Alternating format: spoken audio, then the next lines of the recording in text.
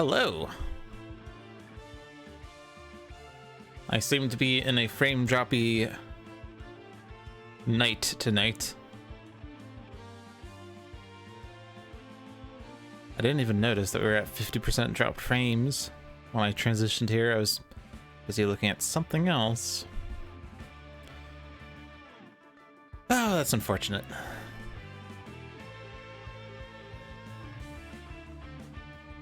It was actually green when I was looking away, and then I looked back and we're at 50%. Joy. Give me a second, folks.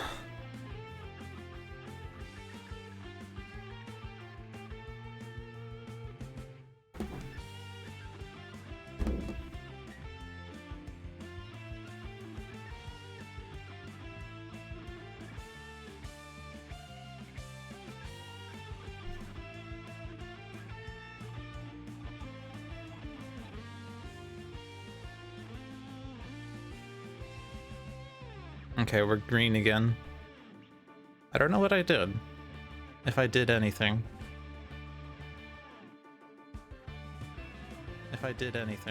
Sorry, I just opened up the stream to make sure I was still streaming after last week when we realized halfway through that I wasn't actually live after all. Okay, so you might need to refresh if you have a significant delay. I do apologize, but my internet's like my internet. Okay, hello and welcome to Dolphin's Dive, the weekly strategically minded Handelabra stream hosted by Logic Dolphin. Handelabra believes in civil rights for everyone and in being as inclusive as possible. Black Lives Matter and trans rights are human rights, so any comments or activity actively working against those goals are not welcome and will not be tolerated. You can follow us at Handelabra Games on Twitch and Handelabra on Twitter, Facebook, and YouTube. You can follow me personally at Logic Dolphin on Twitch, Twitter, YouTube, Discord, etc. Sentinels of the Multiverse, Bottom of the Ninth, One Deck Dungeon, Aeon's End, and Spirit Island are all available on Steam, iOS, and Android devices. And I was going to say Spirit Island, but One Deck Dungeon is also available on Switch. And you can find more information on those games at handelabra.com. John is audio only, so I guess I have to make this a radio broadcast. Alright, we're playing Sentinels. Know when to hold fast. Challenge Edition. The scholar took a breath. For a moment, he paused to observe the situation. The drones and devices of the ruins of Omnitron were beginning to swarm around them. The Argent Adept was doing something. Something he probably shouldn't be, but he shielded his eyes as a blast of light illuminated the area. Ah yes, Ra. Ra was exploding. Nothing new there. John Rhodes breathed out and calmly looked to the foes surrounding him. Show me your worst. I've weathered more than you could guess. This one shot requires Infernal Relics, Mini Pack 2, Mini Pack 3, Vengeance, and Villains of the Multiverse. So, Dark Conductor, Argent Adept, Setting Sun Ra, and Scholar versus Proletariat, and Greazer, and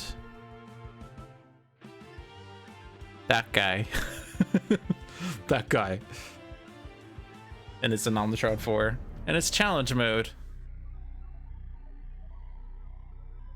We are army of the people. We swing hammer of the people. Fall before the people. Attend. I shall set the tempo for this conflict. Move to my beat, and there'll be victory. Fail to do so, and you'll dance macabre. It's Bugbear. Okay. It's Bugbear. It's Bugbear, guys. Dark Conductor, Argent Adept is Arcane Cadence, Inspiring Supertonic, Polyphoric Flare, and Syncopated Onslaught. And Dark Conductor, Argent Adept is reveal the top card of any two decks, put one card into play and the other into the trash. Setting Sun Ra has Excavation, Fire Blast, Inferno, and Staff of Ra. He can deal himself and each non-hero target 2 irreducible fire damage. Scholar has Bring What You Need, Don't Dismiss Anything, Know When to Hold Fast, and Mortal Form to Energy. Good times. Good times. So, Proletariat, 20 HP. Whenever this card would be dealt non-psychic damage, redirect that damage to the clone card with the lowest HP. At the end of Proletariat's turn, this card deals the hero target with the highest HP 2 melee damage. Except Challenge. Targets named Proletariat are immune to psychic damage. And I think there was something about him dealing himself psychic damage. Yeah, the Proletariat character card deals itself 1 psychic damage at the start of his turn, so that's that. Challenge Greazer. Impeccable Pompadour is no longer indestructible. At the end of Greazer's turn, if the Impeccable Pompadour is not in play, shuffle Greazer's trash into his deck, then play the top card of Greazer's deck. Increase damage dealt by Greazer to each hero target in the play area with the living peg check by 1.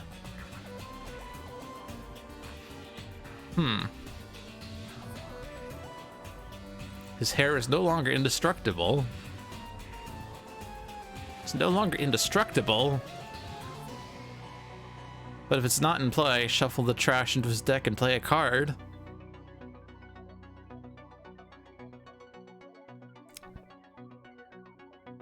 So living paycheck is what his nemesis is. I don't think I've ever actually played Challenge Greazer. It's weird. I feel like I've never seen this effect before. So I know living paycheck. This card is indestructible and cannot leave the play area until Greazer is incapacitated. If there are ever no active hero character cards in this play area, incapacitate Greazer. So general rule against Greazer, either take him out directly or save him for last and kill the hero that's the living paycheck so that Greazer just goes away. And there's an increased damage dealt by Greazer to each hero target in the play area with the living paycheck by 1. Greazer's nemesis is any hero character card in the same play area as the contract card. Yeah, so and that goes where again? Hero with the highest HP, so it's Scholar.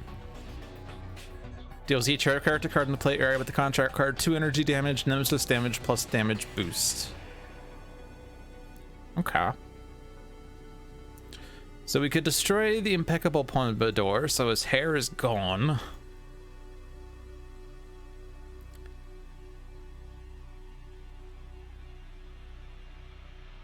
Which doesn't really do that much if it's gone. It's mostly a retaliatory thing. He no longer deals himself 3 psychic damage if this card has 0 or fewer. Because it can't be. Alright, and then there's Bugbear.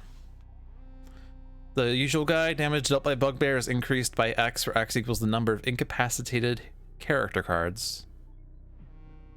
At the start of the game, note the hero character card with the lowest HP.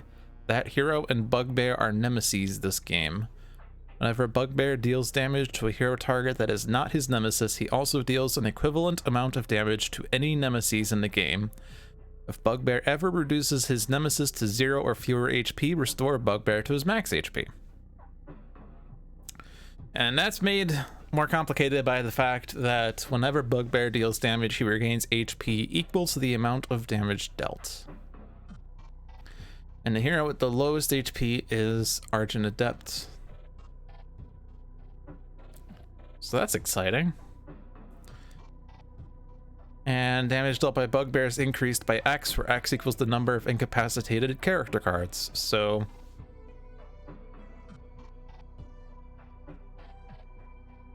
yeah.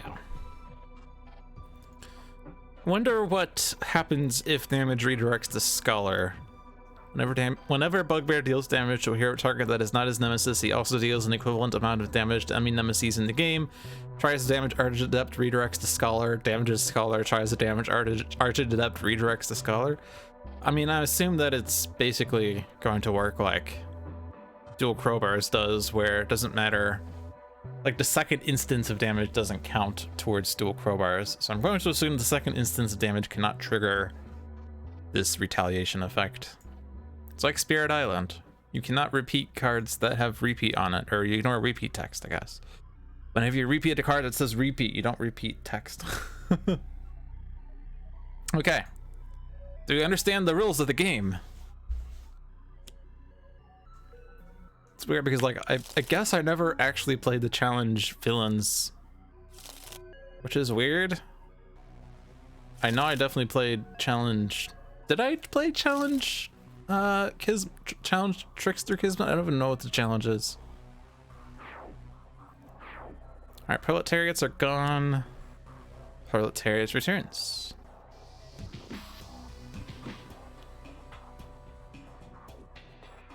Yeah, so there's not much randomness in this setup. There's no random ongoing card that enters play, no random 2 targets. We have the Impeccable Pompadour, which is not indestructible, Blood Scent, which is not attached to anything yet, but will move. And then a single Proletariat that when it's damaged, well, whenever Proletariat is damaged, redirect that to a Proletariat clone. The character card, I guess, is the thing. So Argent Adept does not start with the means of activating songs.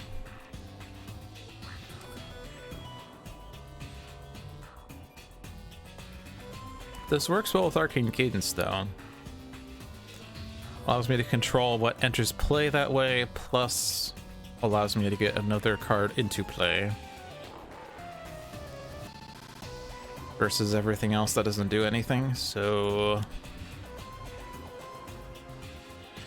This is the active week, so if I use Undo, I'll be unable to earn a mint cover, so I have to be very careful here that I do this correctly. Alright, we have the Harp here, we also have Instrumental Conjuration. The Harp plus Inspiring Supertonic is what leads to combos. Saraband of Destruction is going to be handy for getting rid of Blood Scent and other ongoing cards, but it can only be activated by Drake's Pipes or the other melody instruments, which don't lend themselves to Instrumental Conjuration. Rhapsody of Vigor combos with Scholar. So yeah, all sorts of stuff here. All sorts of stuff. If I want to conjure the Harp but also draw something off of it... Well, if I play the Conjuration, the problem is then I don't get the top card. I mean, I guess I would if I don't shuffle my deck. If I put Harp in the trash and I play the Conjuration, I then draw one of these cards, which is probably not as good as playing something else. But of course the thing is I could control what enters play. And if I like reveal myself in Raw and I decide I want to play the Raw card, then I lose the Argent Adept card. Raw is probably not a good target in any case, because if I do discard, the top 2 cards of my trash are removed from the game. So if I do discard from Raw, that's not good. Not good. Scholar is probably fine now. Maybe. How much do I value these cards?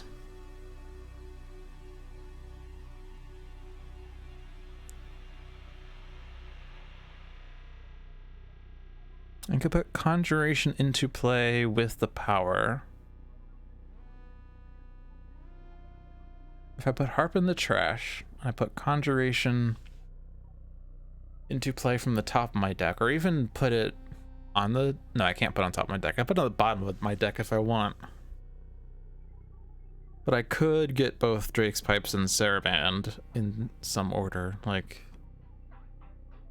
Put the Pipes into play now and then conjure the Harp, and that way I could still Saraband. Your brain is already on fire trying to think, what would I do? I think we're fine. To quote John, I think we're fine. I think it doesn't matter. I think we're going to win.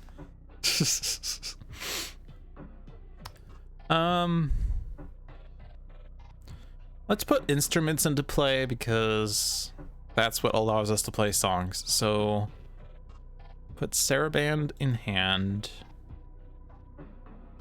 Conjuration on top to play it. I could put Harp on the bottom.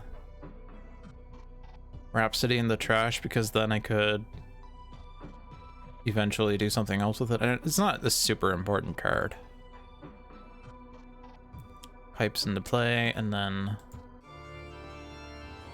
Argent Adept.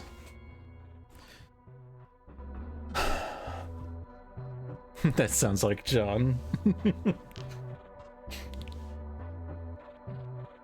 I could totally just muddy the waters here and change the gameplay experience away from what John expects.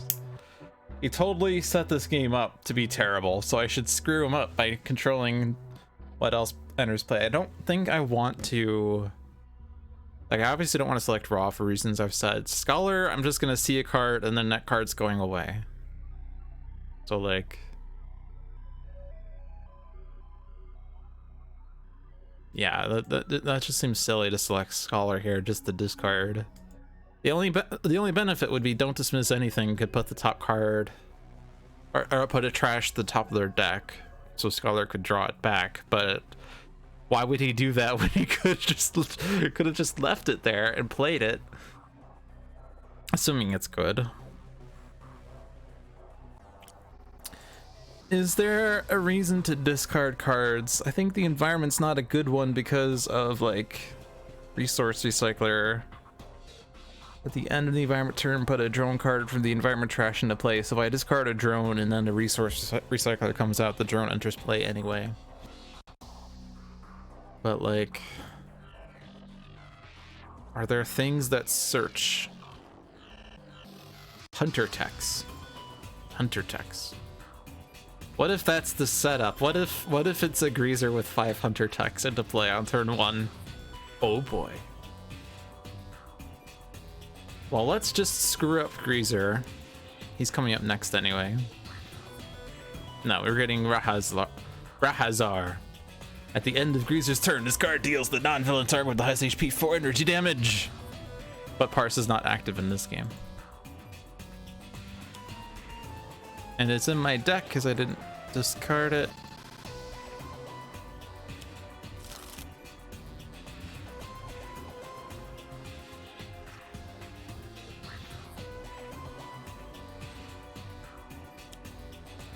Oh look, it's a Hunter tech.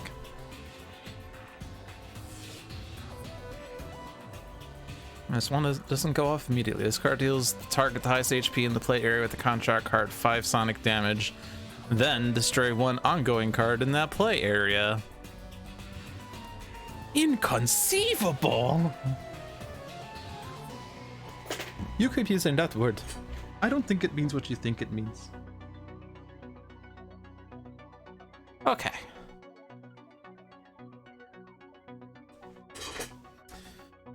I don't foresee what I don't just play Staff of Ra.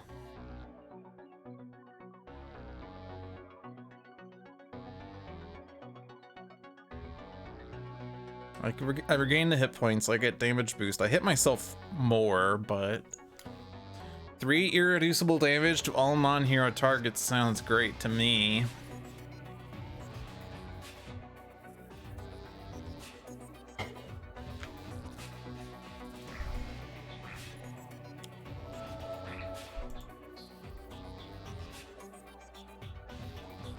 I'm hitting the hair.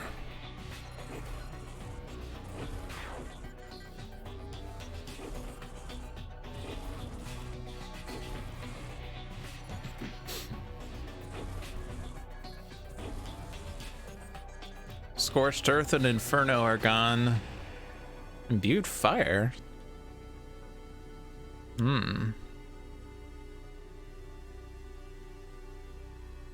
Okay, so here's a fun thing. Whenever Bugbear deals damage to a hero target that is not his nemesis, he also deals an equivalent amount of damage to any nemesis. So if I don't select Argent Adept here, then Argent Adept is dealt damage. But, I mean, we still benefit from the discard, of course. Like, I could select someone to discard that isn't Argent Adept, but Argent Adept seems fair. He's getting hit anyway. He has more cards than the others. He has discard fodder. Polyphoric Flare is a fun card, but I don't think it's going to be seeing use if Bugbear is just gonna wail an Argent Adept. It's very possible Argent Adept is not going to survive this match. And then here's where damage is being dealt to Argent Adept as well. Let's hit Scholar.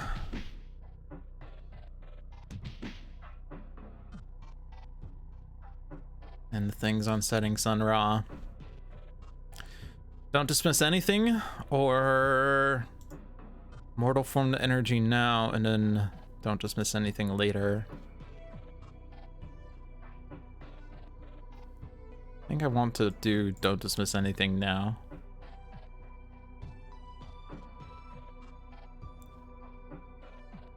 Any reason to do one thing or another?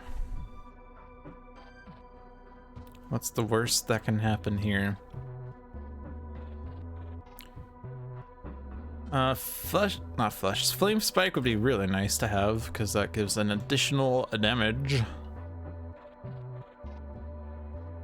I don't think it matters the order.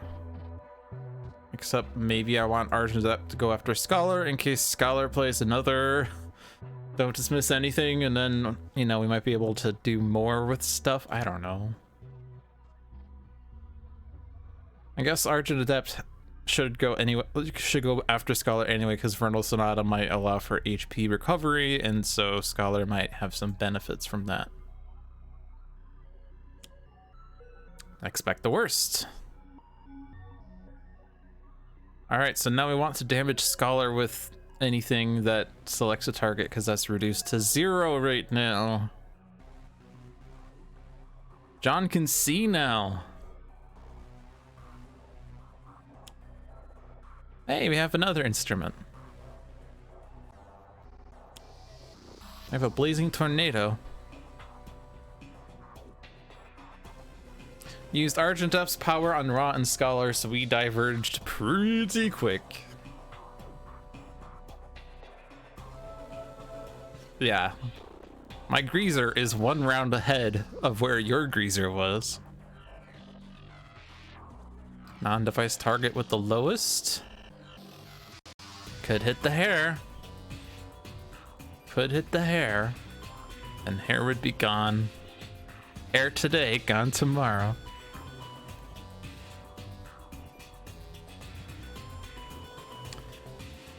Might be better to not do that though. Because this does something, whereas this doesn't do anything except if it's destroyed, then the Greazer plays an extra card.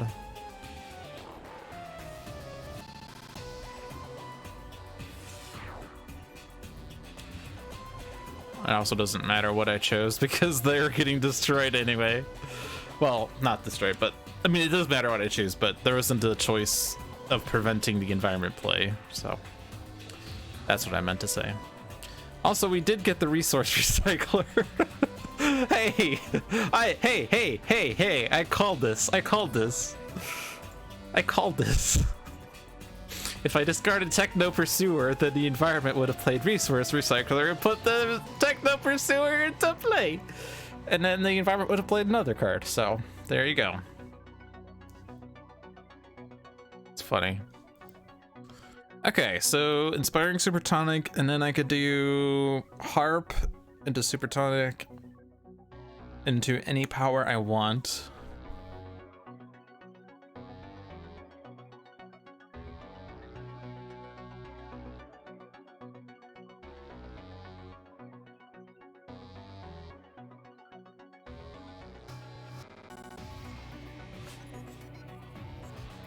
You don't dismiss into no one to turn loose. Are you spoiling your game, John? Are you spoiling? Do I now know the top card of Scholar's deck?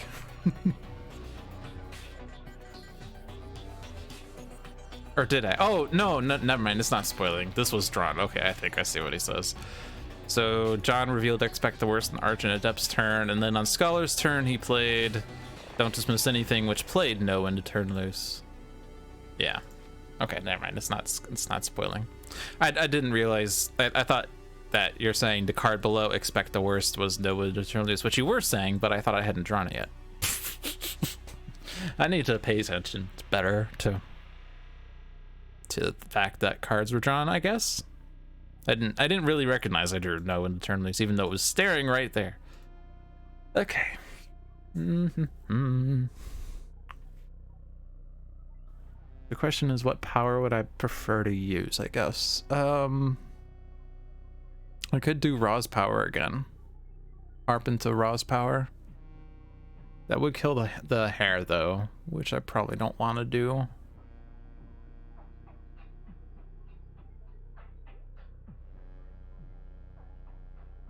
But I'm always playing the Super Tonic, right? Because that combos, and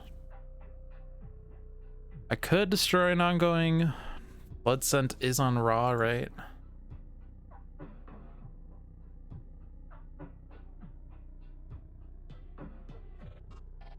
Playing Saraband and only using Saraband seems lame. What power would I use though?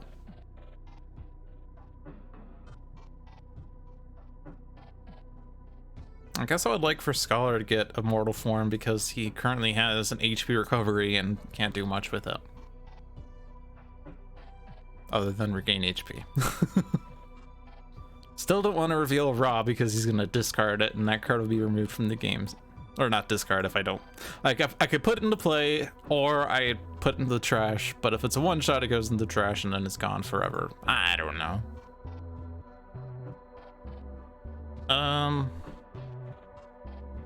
Yeah. Let's Super Tonic. Harp. And just use Argent Adept's power. Let's just do Argent Adept and Scholar here. John?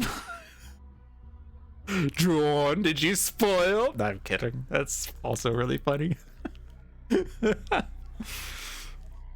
Well, I don't think it's no one to turn loose because I kind of want those cards. It's okay. Alacritus is cool. I can use a power now just to destroy this card because I could just activate an instrument that won't do much. I can activate. I ain't spoiled shit. I could activate the perform text of a non-existent rhythm and the accompany text of either a rhythm or harmony. So I could use Alacritus Subdominant again. So I could use Drake's Pipes that does nothing. Nice.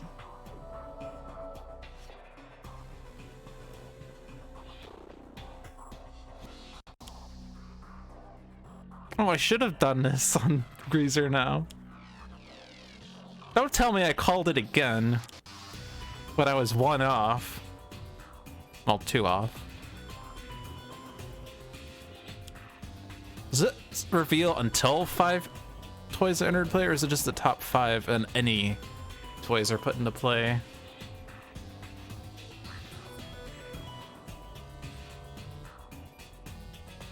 Okay, I did 4, so it hit 4 out of 5. 4 out of 5 ain't bad. But I was off by 1. Oh man, if I had done that on Greazer's turn this turn, that would have been so sick. So sick. Well, with Blazing Tornado in play, I could Imbued Fire, destroy Blazing Tornado, and deal 4 damage to everything. Ra is gonna hurt pretty bad though. He doesn't have much sustain at the moment.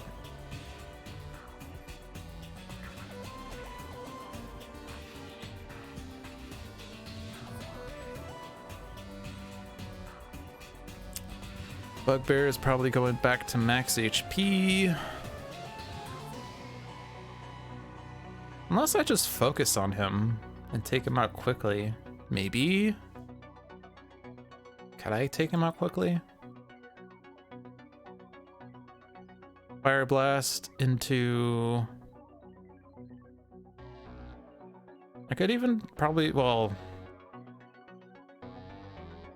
If I leave the hair out, Techno Pursuer has a target, but it also destroys that target, so...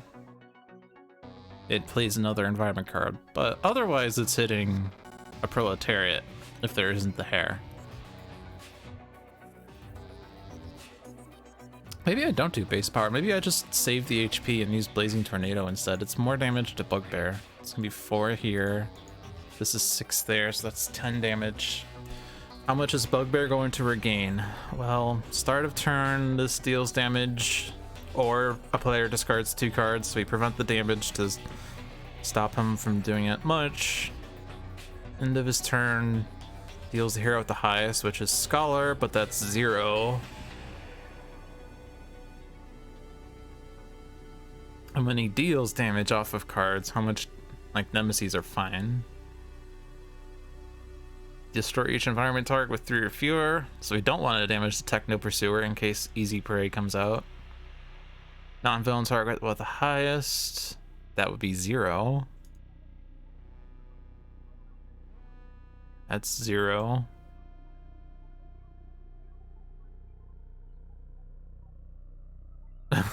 That's bad. That will destroy the hair. That will destroy the hair. And that regains HP. But then this...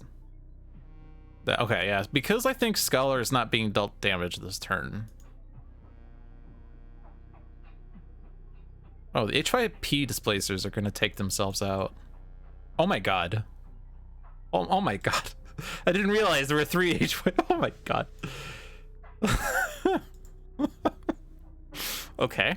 Well, this one will hit Scholar, and then this one will take out the other 2 plus itself. So that's cute. Very good gadgets there. Very good gadgets.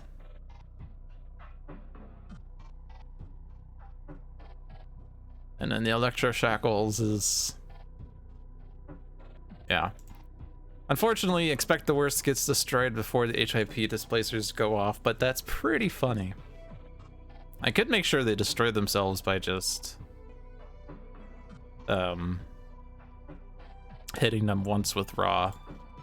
But I think I like the do damage now strat. Do I? I could do Imbued Fire now. And then Fire Blast next turn. And that would be even more damage. Actually, it's significant damage because this affects the hero team. I could still do Blazing Tornado and that would do 5 damage. Oh, min-max, min-max, min-max. These aren't doing fire. What sources of fire do we have other than the heroes? I'm assuming that the programmers of this game set the icons here correctly. This deals fire damage, but very small fire damage. This deals fire damage. And that's always going to be going to Argent Adept. And that's going to be a lot of damage. And then Bugbear does not have fire. Wait. Oh. Oh no. Oh no. Oh no. Hello, Evil Dice Monkey. Ra is all the fire source I need. Other fire sources wither when compared to them. They're going to wither when Amit enters play. And having imbued fire with Amit is actively bad. Is that a good enough reason to not play imbued fire for the 1 in 18 chance that he plays Amit? Well, it's not exactly 1 in 18 because there's a 3 in 18 chance that he destroys the hair, and in doing so he plays the top 2 cards of Bugbear's deck. Alright, Ra doesn't care because he's zero deuceable, right? But then, like, Scholar would not be dealing damage.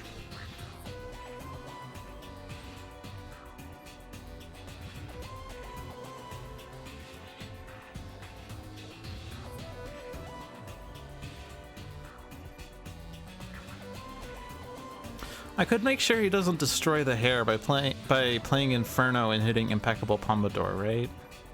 No, because I have a +1. Right? Yeah, and then 2 damage is enough to take out... Wait, no, I don't have to... What am I talking about? I don't have to hit an HYP displacer. If I take out the hair, then the villain target with the lowest HP is an HYP displacer at 4, and Bugbear won't deal enough damage to destroy it.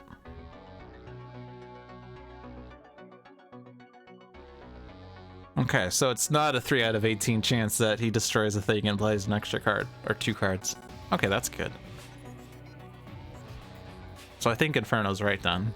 We hit Bugbear with a big hit. Take out the hair.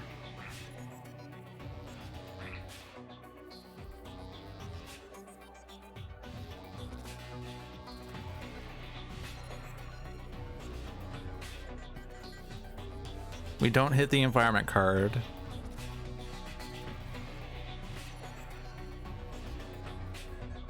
We don't hit the clone more than once.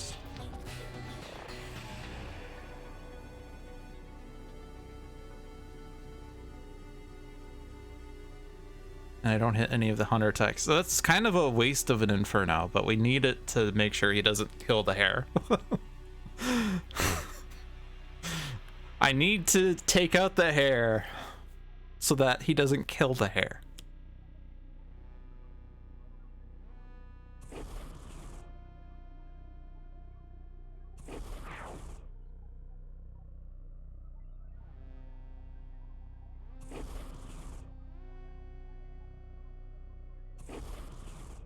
So now there's a five-way tie for lowest HP. I can't hit the Techno Pursuer, and I can't hit Proletariat. And I don't want to hit anyone else, right?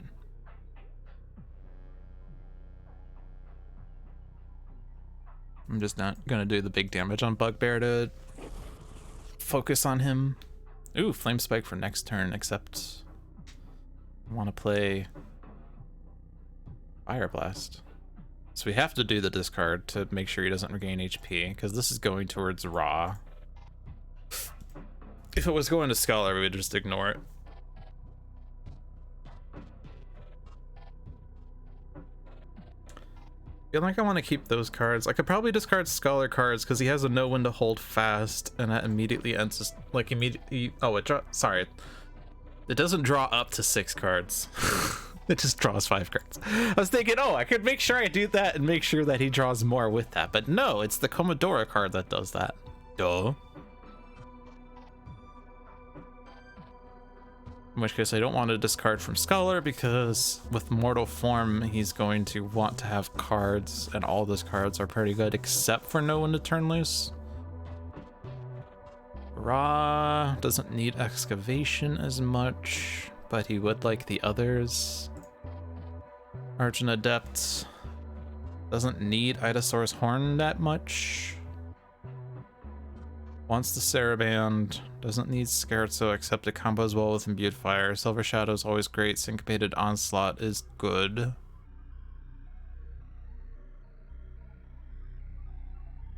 Could be Idasaur's Horn and Scherzo.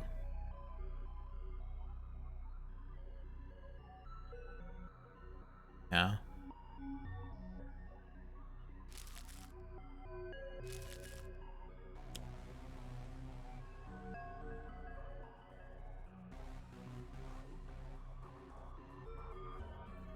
Bugbear has regained 0 HP.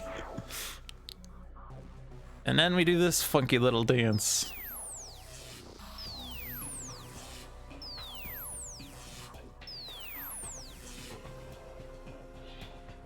And now here's where it's awkward, because I have to make sure I hit the right one. Right ones. Well, I guess the first one was the only one that really mattered.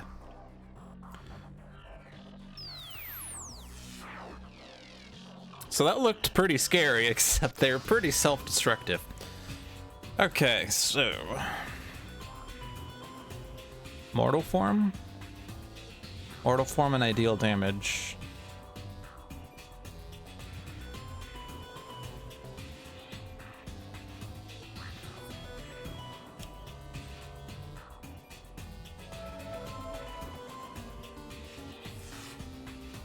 I guess the fact that Bugbear is Argent Adept's nemesis could have allowed Argent Adept to use Scherzo.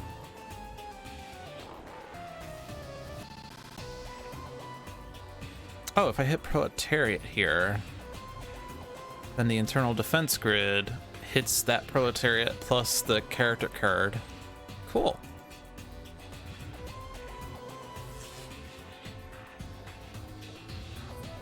Oh, shit. I hit the choose for me button. Immediately after I said the thing that I wanted to do, I didn't do the thing that I wanted to do. Also, Scholar is active in this game.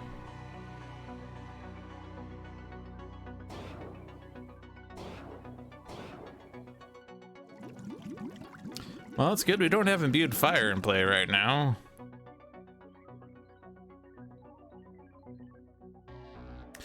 Alright, syncopated onslaught on Raw is probably really wise. I could do... maybe. Is it better damage? I could do Harp on Inspiring Supertonic, on Zoo's Bell, Perform of the Rhythm, Syncopated Onslaught, A Company of Rhythm. I guess actually could use a power now.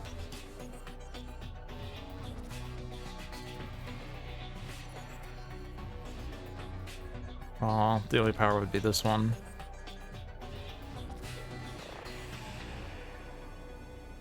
Would it make sense to have a player play a card instead?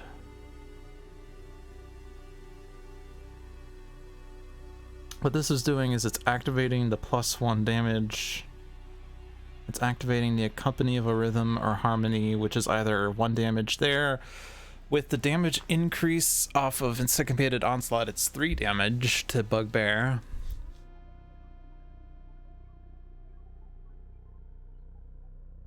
The damage increase on Raw.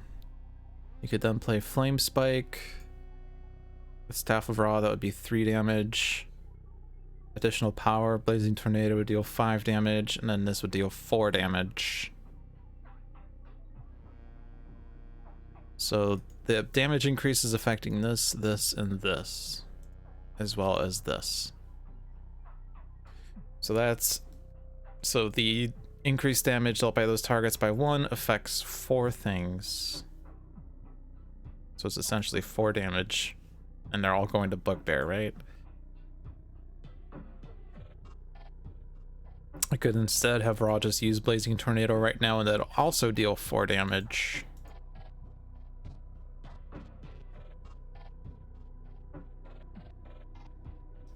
Except we also get the +1 to each non-hero target here, plus damage to himself.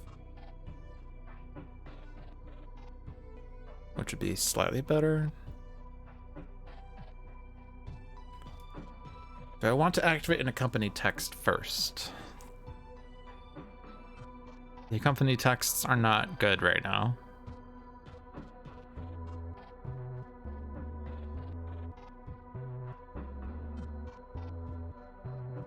And I could use the accompany on Alacritus Subdominant to use an additional power.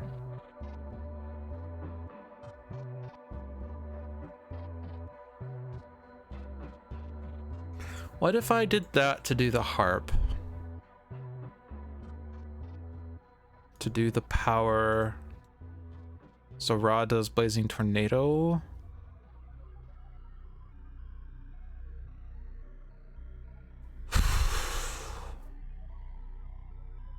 I think we're fine, as John would say. I think we're fine. I think that every single time, like John's voice is in my head every single time I'm overthinking a turn. And it's pretty annoying because, and that's why I don't like it when John says it, because it just digs into my brain.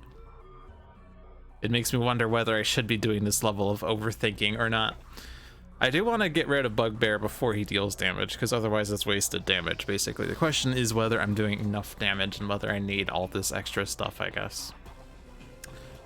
So, Syncopated Onslaught and using the +1 is 4 damage, as we said. There's also 2 damage off of that to Bugbear, so that's 6. Yeah, you live rent-free, exactly. 2 damage there is 8.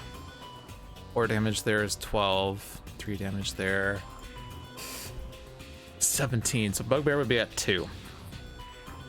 And I'm counting it weirdly because I'm not counting the +1, except I kind of did. I did it front and first and foremost, but I guess to make it clearer. 1 damage plus 1 Nemesis plus 1 Syncopated Onslaught is 3. Flame Spike 1 plus 1 Staff of Ra plus 1 Syncopated Onslaught is 3. So that's 6 damage. Additional power. Blazing Tornado would be 3 plus 1 Staff of Ra plus 1 Syncopated Onslaught is 5. So we're at 11 damage. 2 plus 1 plus 1 is 4. It's 15 damage. Did I miscount? 1 plus 2 is 3. 1 plus 2 is 3 is 6. 3 plus 2 is 5 is 11.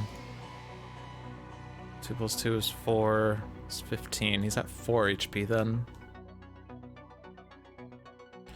So if I did do the Silver Shadow to do the power, to do the harp, to do Unsupertonic on Ra, to do Blazing Tornado, to do 4, that would be enough.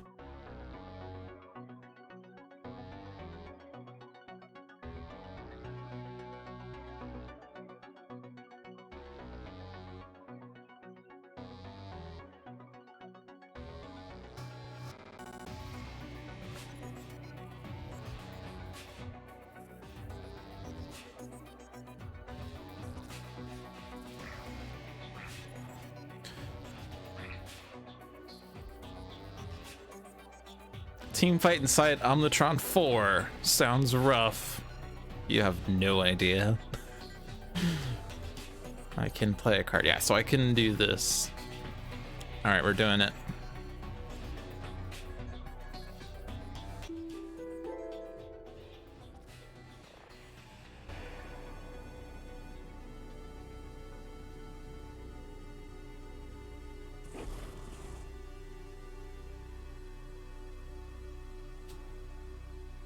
Two HP or use a power now.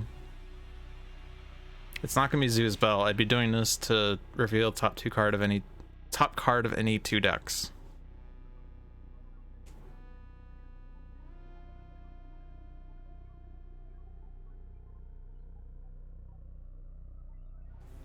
I mean, this card's going away anyway, so I might as well use it.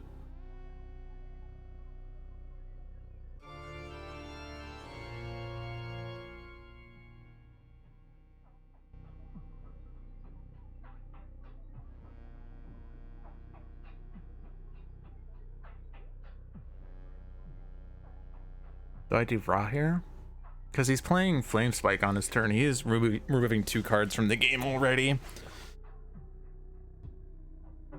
From his trash.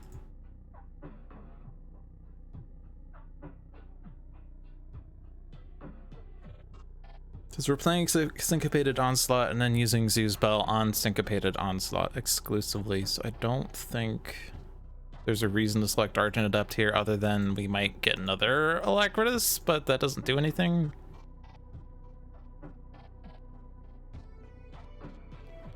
Yeah, let's select Ra and Scholar. Oh. That's beautiful. Absolutely Scorched Earth, right? That's 4 damage. Yeah, we already have a Bring What You Need in Scholar's hand. Not that it matters, but we select the environment targets last. Also, Electro Shackles hasn't... Oh, I guess because it's not... Right, it's not the one I was thinking. I was like, why haven't I been dealt damage by Greazer yet? But it's because it's not the one. Okay. Hit the environments last is the only thing. We don't have a Proletariat to redirect to this time.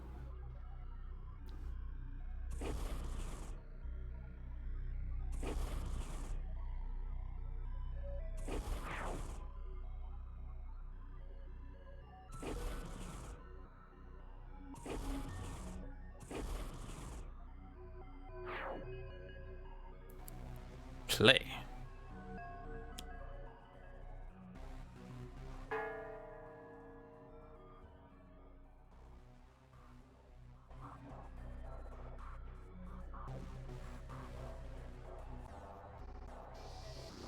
Yeah, Greazer's hair is not in play because the challenge rule says it's no longer indestructible. But that also means at the end of Greazer's turn, since it's not in play, we shuffle Greazer's trash into his deck and play the top card of Greazer's deck, so he's going to have an extra action now. But yeah, he lost his hair. He's bald now.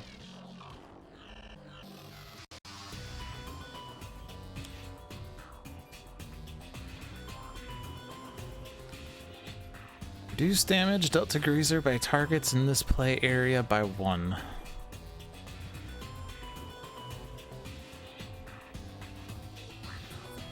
I'll put this on Scholar even now.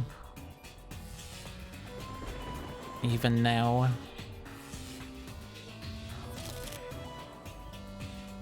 Hero target with the lowest. Argent Adept is not gonna have Bugbear against him anymore.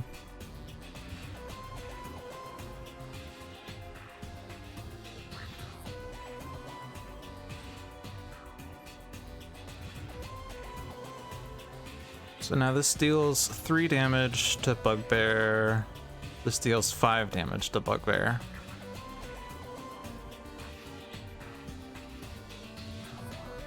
Unfortunately, I can't do Blazing Tornado on a different target, even though this is already hitting Bugbear.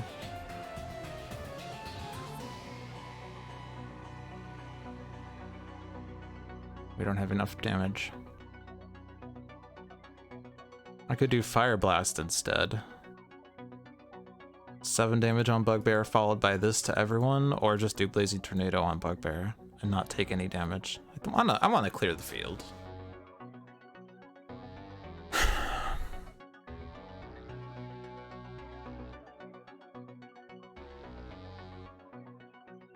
Actually, I don't need to do the Flame Spike damage on Bugbear, right? I could just do Blazing Tornado for 5 and then this for 4 and that kills Bugbear, so I could just do the 3 on someone else.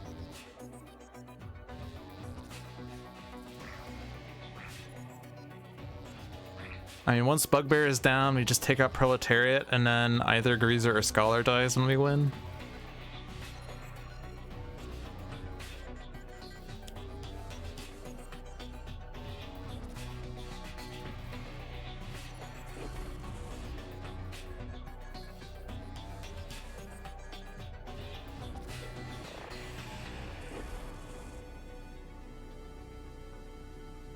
We did it!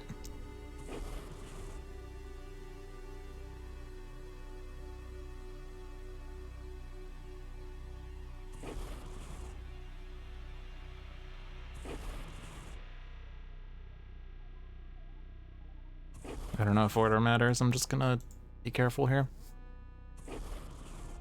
Just in case I move environments, move battle zones. Okay, I'm just gonna choose Harpy now.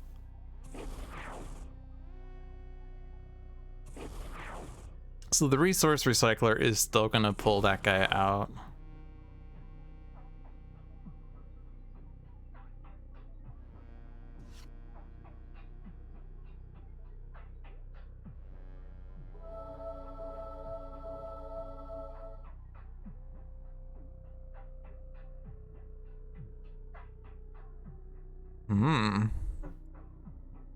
Does Ra want to really go out? Oh, we could actually have Argent Adept use a power to do another damage increase this round. Oh boy. Oh boy. This is the suicidal turn.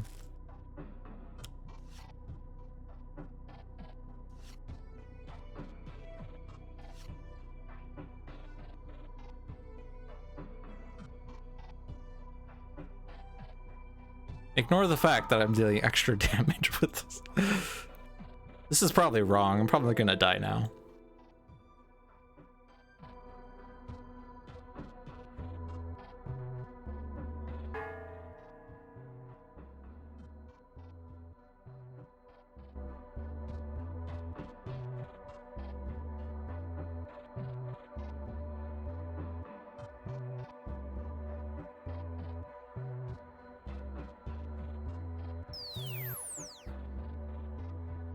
I can at least regain hit points here.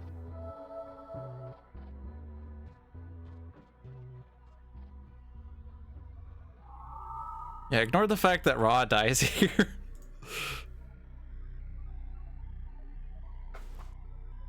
Ignore the fact that he dies there? Is that wrong? I should just throw the staff. Throwing the staff is safer, right? Is it? Scholar gains 2 hit points. Ra deals 5 damage. We take out Proletariat, and then it's over. GG. So we do the thematic approach. Ra is not about safe. Right.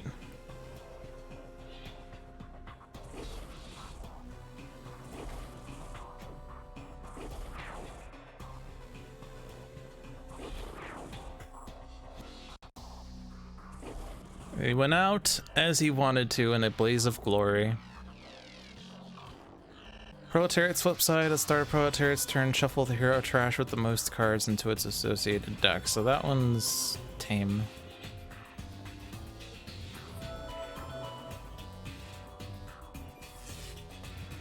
So we just have to survive the environment turn, I think.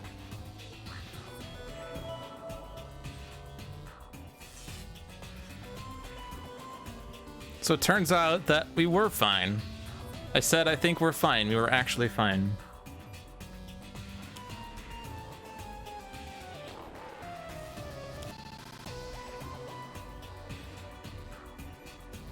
I think.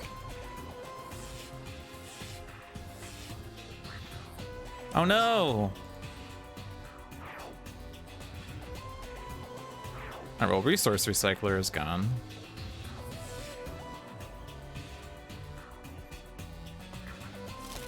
Can we do 1 point of damage? Can we do 1 point of damage?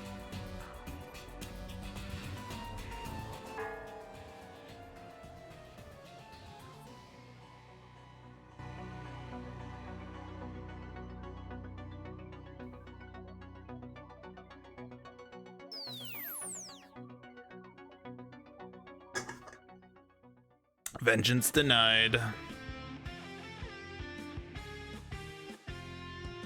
I did not know when to hold fast. You're gonna say good job winning with Ra alive? Yep, too bad. I went greedy with Scholar's power. Or not power, but the card. Alright, cool. So we didn't play this last week, but the Nexus of Wildfire was actually designed by Logic Dolphin. I think I'll go ahead and play it because, well, I want to while it's still recent enough. After several unfortunate incidents that shall not be spoken of, Citizen Dawn is looking for a new base for her citizen headquarters. She has settled on another untamed island, the Nexus of the Void. Her efforts to tame and pacify the biomes have angered the local spirits, who have somehow mysteriously reached out to an unlikely ally. Omnitron-X has received the message and brings his heroic colleagues to help restore order to the Nexus. But as they arrive, they are thrown into the fiery mix of citizens and spirits. This one-shot requires Rook City, Shattered Timelines, and Oblivion, designed by Logic Dolphin. So, the story behind this... I don't know that I want to share my entire chat history with the stream here, but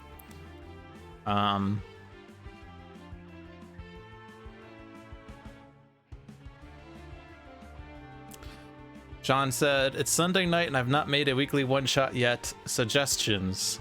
Now, my first suggestion was something that John's saving for later. And then I came up with a story. Citizen Dawn is looking for a new base for citizen headquarters and has settled on Nexus of the Void. This has angered the locals, who have enlisted the assistance of famed ecological colleague Omnitron-X. Question mark, exclamation point, question mark, exclamation point. Omnitron-X brings, say, Mr. Fixer, Tachyon, and Harpy to restore order to the Nexus.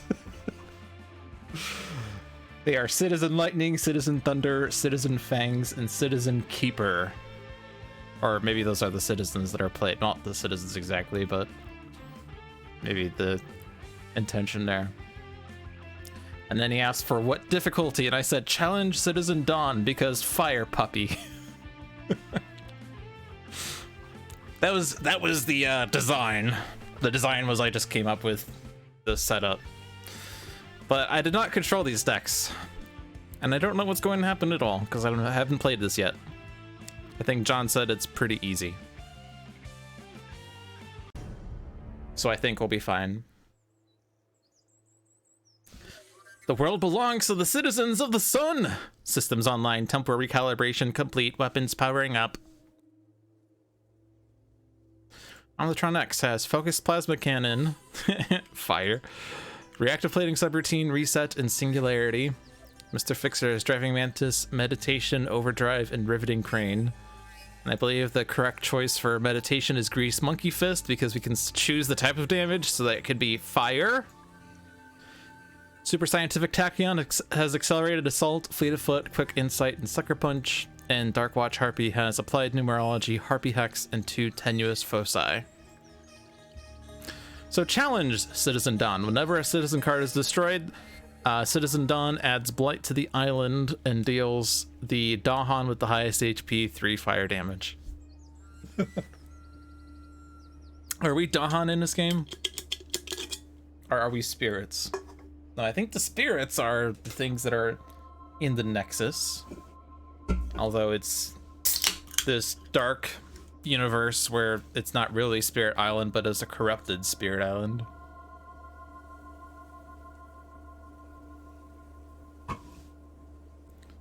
Okay. We're starting with Citizen Hammer because burn, baby, burn. Citizen Sweat. Citizen Assault. And return with the Dawn. So Citizen Sweat forcibly destroys one hero ongoing card. That's the bad one. Citizen Autumn is the okay one because you can control who it hits. But you can't control Citizen Sweat. And we also have a Dawn returning. We don't have any Citizen combos here. Hammer and Anvil aren't in play. Blood, Sweat, and Tears aren't in play. Battery and Assault aren't in play.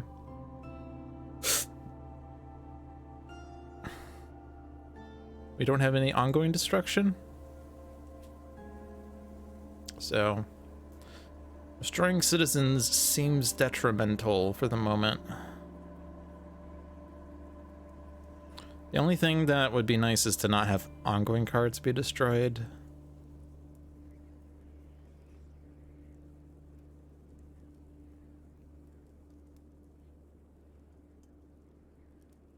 We can't exactly control it unless Super Scientific Tachyon finds it or Omnitron finds it.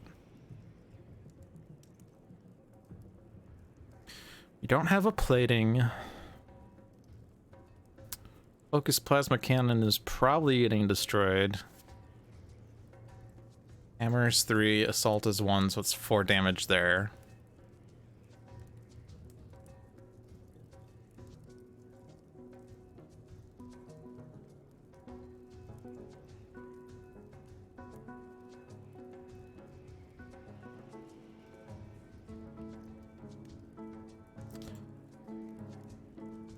These are a lot of styles, but no tools. The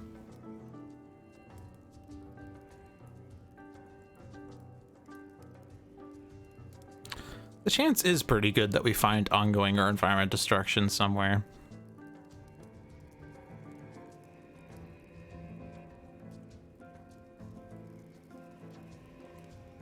I mean, in Tachyon's deck is really the best one. Disruptive Fleshouts also would be a nice one, but it does hit everything. But without Return with the Dawn, it's okay. Of these, Hammer probably needs to go. Sweat is probably fine.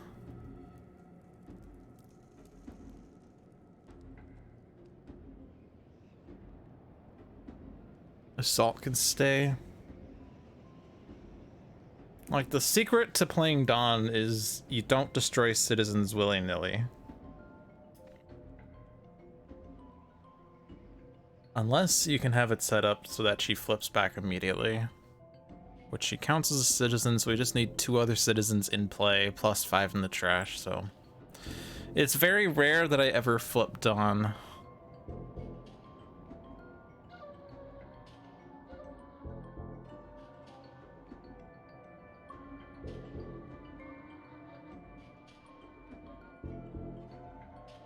Maybe I just start with reset and see.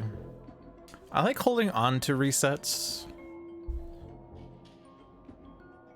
but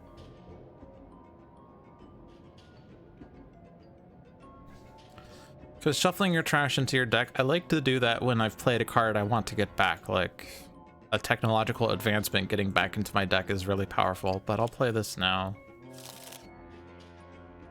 And we drew a technological advancement. Only destroys Citizen Nilly, never destroys Citizen Willy. Plating card's probably really good.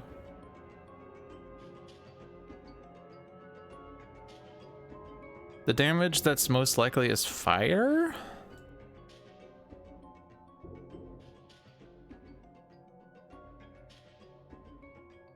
Cold, fire, lightning, energy.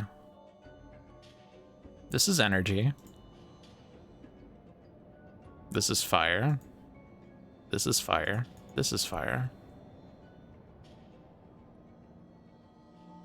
This is cold. There's no lightning in this deck, weird. But the Nexus does what? This does hit things. 3 non-spirit targets with the lowest HP. Wait, those are all villain targets. Uh-oh. Fire.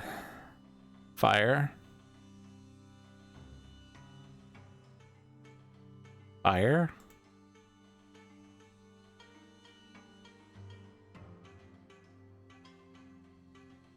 This converts melee and projectile to cold and fire. Yeah, so it seems like Elemental Exochassis is the best.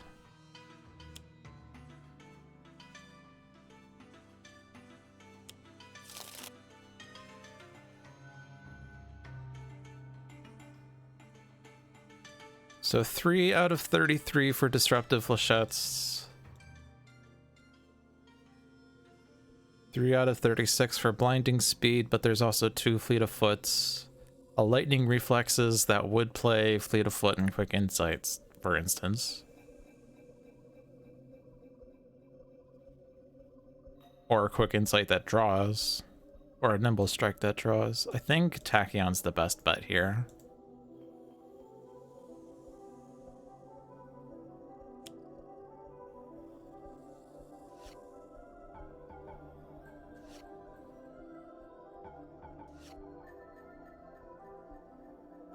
Well, those aren't things.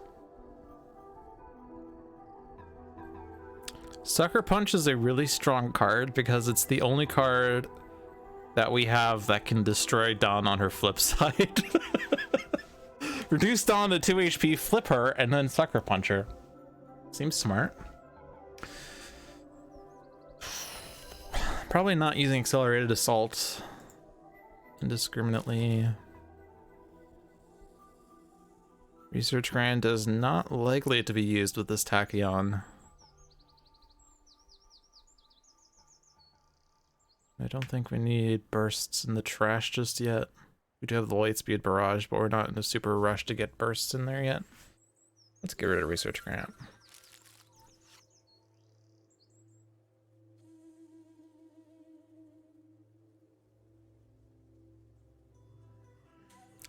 I feel like I want to be saving Meditation.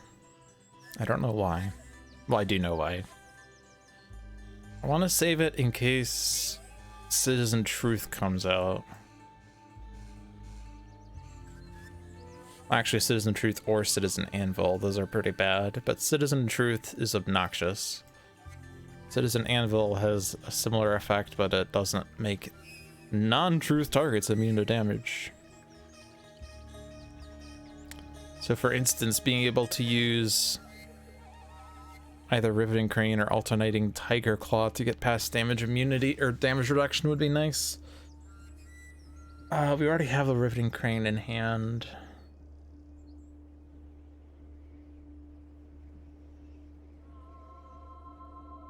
Driving Mantis isn't likely to be that useful because Hammer's hitting for 3 and Dawn hits for 3.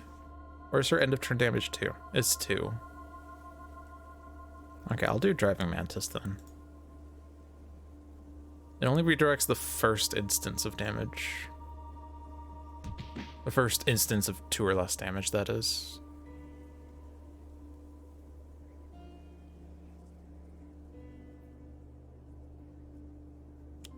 Fleets of Feet.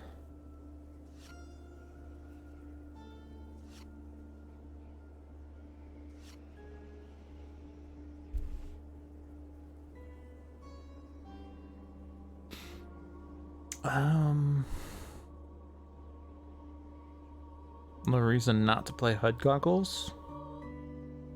Unfortunate because I'm not finding the ongoing destruction. Guess I might as well just accept it's not happening. Quick Insight's still fine now.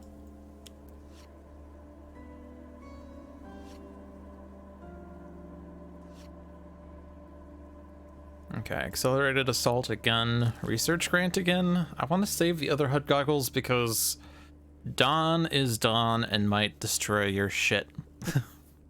Dawn's like, hey guys, I'm gonna destroy all equipment cards, all hero ongoing cards, and all environment cards because that is not an overpower card at all.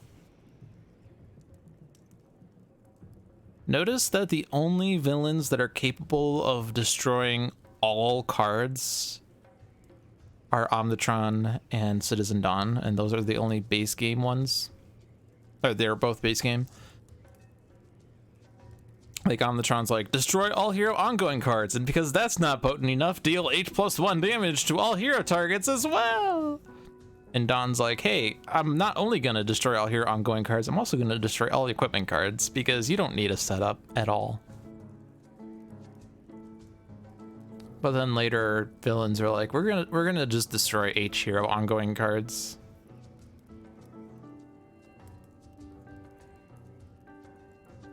Dawn will ruin your day. I'm gonna discard the other research grant. And then just do Tachyon here. Rip. Press F to pay respects to Lightspeed Barrage.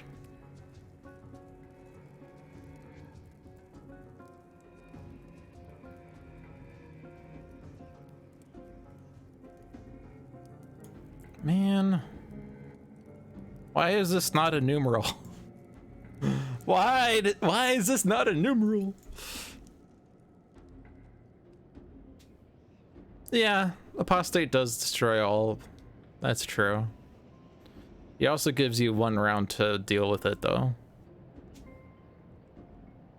Yeah, it's an ongoing card that enters play and says at the start of the environment turn, destroy all cards other than this card, character cards, and relics, and then destroy this card. But that gives you a round to deal with, and you can prevent it. Whereas Omnitron is like, hey, it's a one-shot. You can't stop it unless you're Parse, and you discard it, and then I'll play a card that is the exact same or worse. Omnitron is such a weird villain because it's difficulty 1, or at least it was, or used to be, but like, this deck is so terrible. 2 cards that destroy all hero ongoing cards and deals H+1 damage. 2 cards that destroy all equipment cards and deal 2 damage for each equipment card destroyed. 2 cards that destroy all environment cards and play a card for each environment card destroyed this way. 2 Electropulse explosives that deal 15 damage to all hero targets unless you damage it enough. Like, what is that? That's... ugh. And then there's, of course, the drones that are less bad. And then the components that tend to be destroyed before they do anything. But then, like, those 8 cards are just the worst. Also, EPE does not scale well with fewer heroes, because with 3 heroes, you have less opportunities of dealing enough damage to it than if you had 5 heroes. Welcome to Logic Dolphin rants about balance in the early days of Sentinels.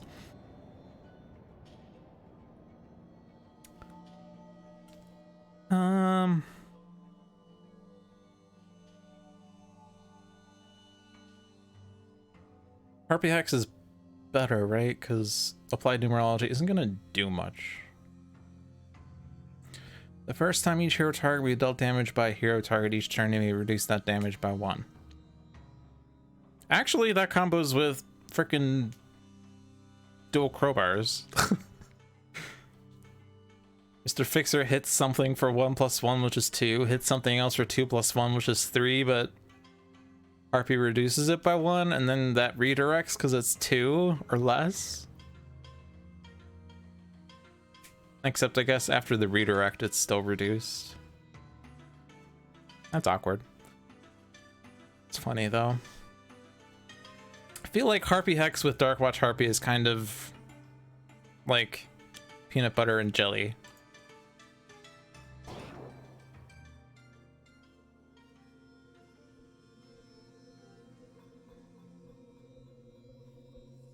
Harpy Fixer isn't in Harpy's play area. No, but the first sentence is the first time each hero target will be dealt damage by a hero target each turn. You may reduce that damage by 1. So that is a all hero targets effect. But whenever you use a power in the Harpy's play area, that is a Harpy exclusive effect. But the first sentence applies to everything.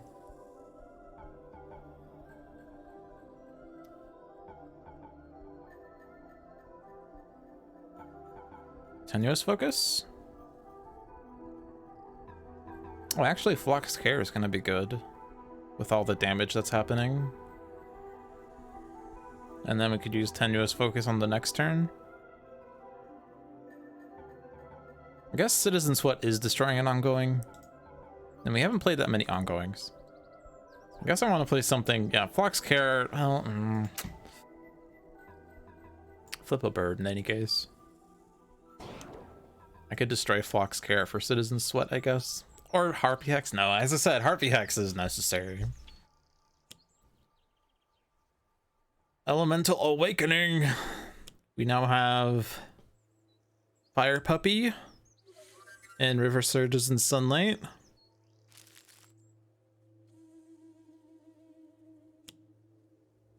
Another ongoing card.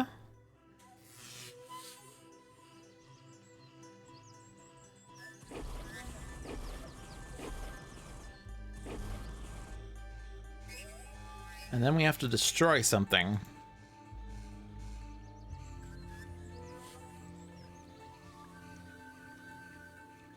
Now, how much do I care about trying to do something with Driving Mantis here?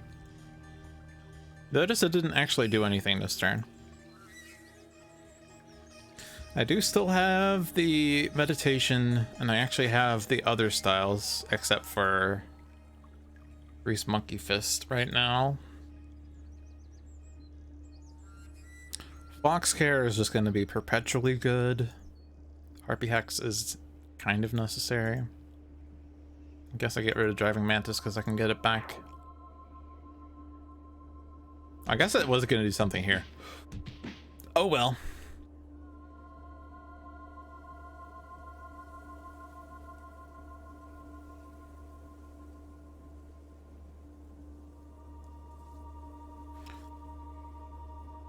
Whenever Omnitron-X is dealt damage of a type currently reduced by a plating card, he deals one damage to target of that type. He deals 1 damage to target of that type.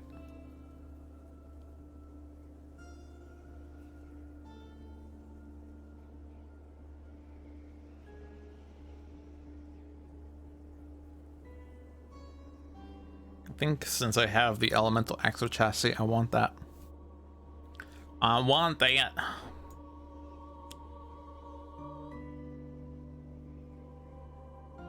And now I reveal my deck in case I get a Disruptive Flechettes, because I wanted to destroy 2 ongoing cards.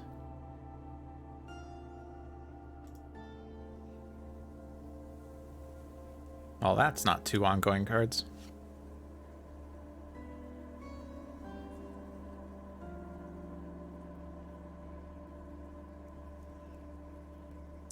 So what's happening here again? After this card deals or is dealt damage, put a token on this card. When there are 2 tokens on this card, it's a sacred site, and this effect damages everything in range 1 of this sacred site.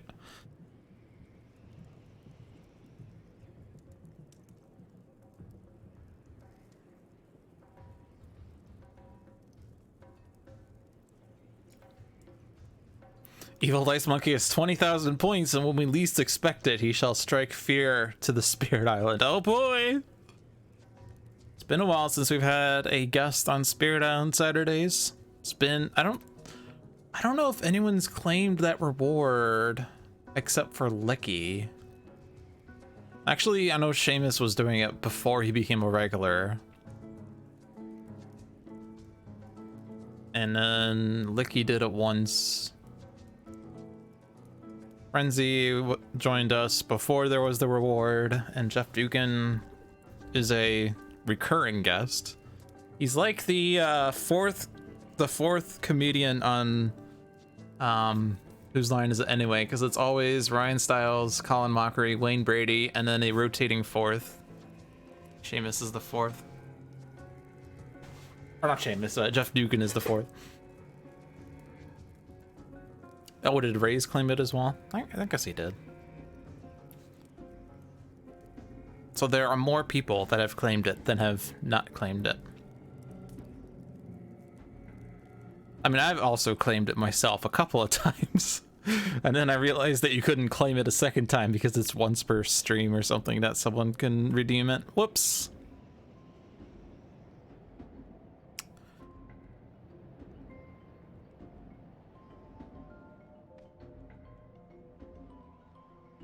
Hey, Raze. Hello, Raze.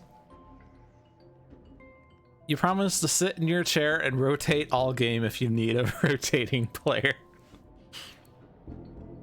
4 hours later.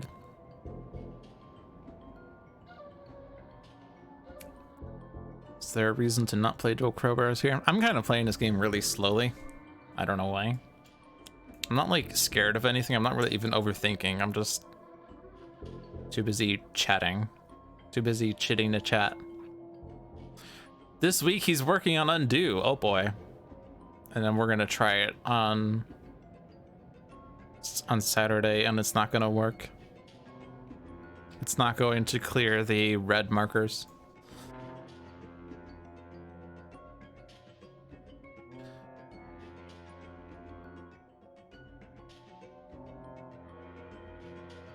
How much am I worried about these guys? Oh yeah, John's not going to be here on Saturday, right? In fact, we might not be able to stream on Saturday.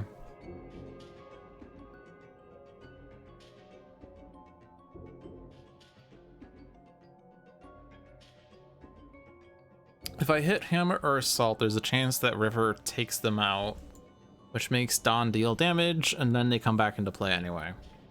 I think I'm just gonna hit... I don't want to hit the Rage unless I'm planning on taking it out. Not really worried about it yet. Plus, when I hit it, it gets tokens. I'm just gonna hit the River.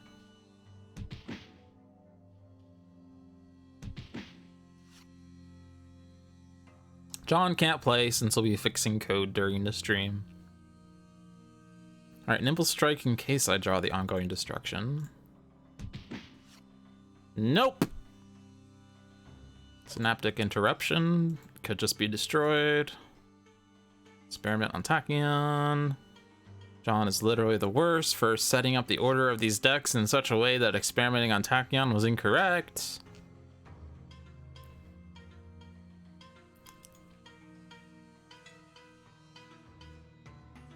I think I start with Tenuous Focus. And then play Applied Numerology off the power if I want.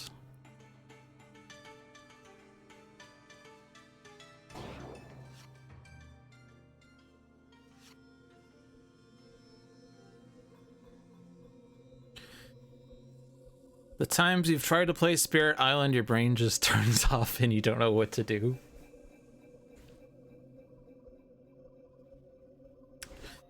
Well, what if I told you my brain doesn't work?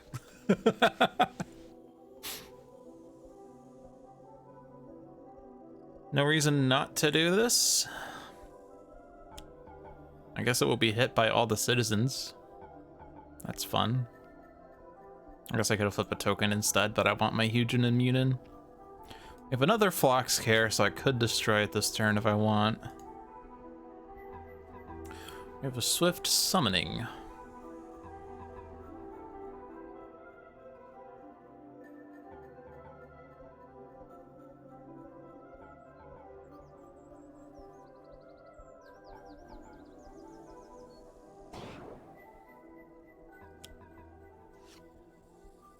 Oh, there's a Calling the Flock, in case I want huge and immune. Flip a token and deal 1 damage or deal 2 damage. I want all the arcanes, right? There's no... The only thing right now that cares about numbers of things is huge and immune, which would increase projectile damage. Actually, no, Phlox Care cares. We want the arcanes.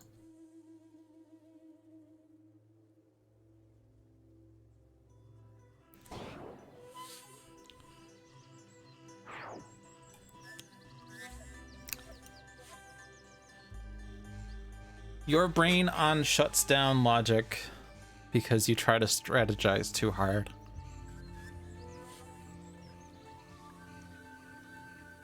My brain only shuts down because I try to strategize too hard.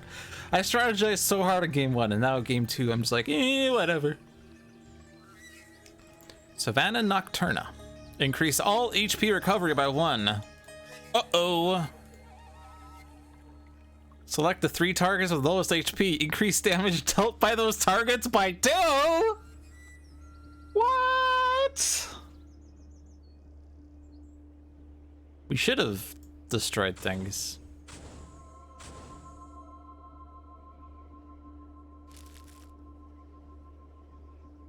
Wait, actually, Magma's Rage not... Magma's Rage isn't actually dealing damage because... it can't hit Harpy. Also, this is... Oh. Okay.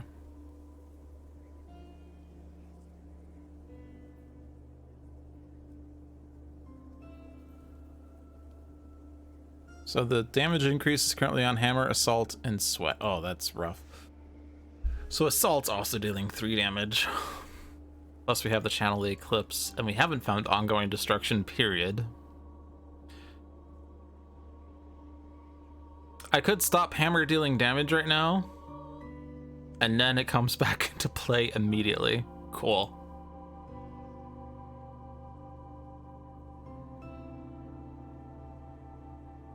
Omnitron does retaliate off the fire damage, but he only deals 2. We don't have Driving Mantis, not that that would do anything. I think Huge and Immune are dead, right? Because it's 5 here, 3 here. I guess they will survive with 1.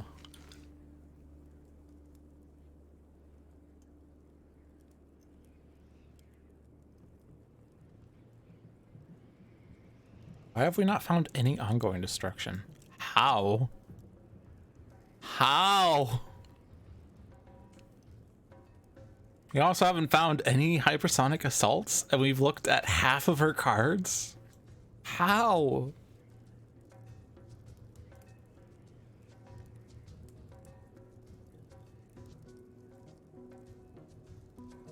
The question is whether Hammer coming back into play is going to retain the +2 damage. Does this effect expire when the target leaves play, even if it comes back into play on the same turn? That's something I honestly don't know the answer to. Like if Hammer comes back into play and deals +2 damage, using Synaptic Interruption to take out Hammer is incorrect because It stopped nothing.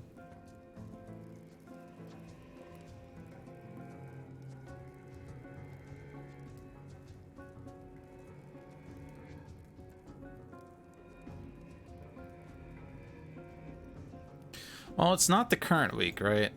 So I could see how this works.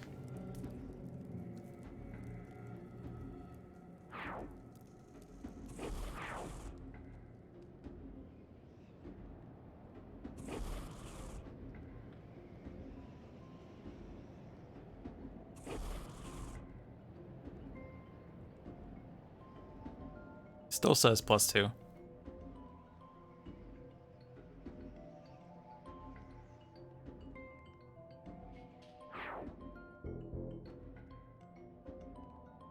Ow!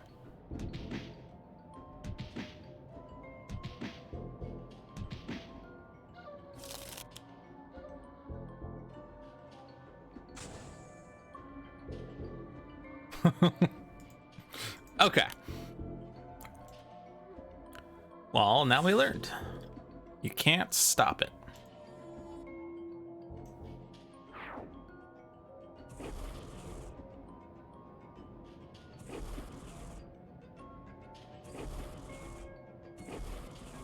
This is a pretty ow game. How is this easy?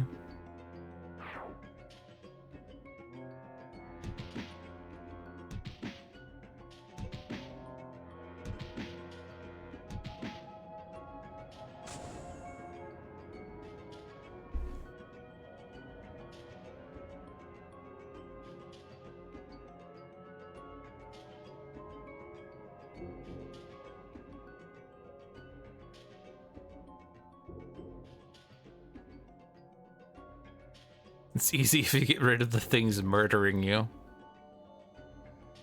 I would love to get rid of the things murdering me, but they're just gonna keep coming back.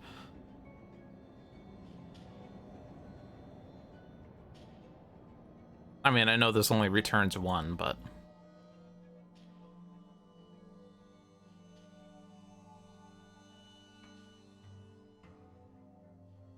I'm gonna do electro deployment.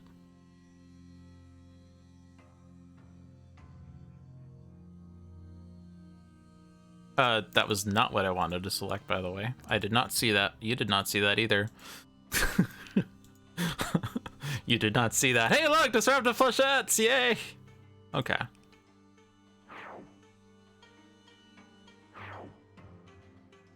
Alright, I sure hope that Citizen Dawn doesn't play Devastating Aurora next turn.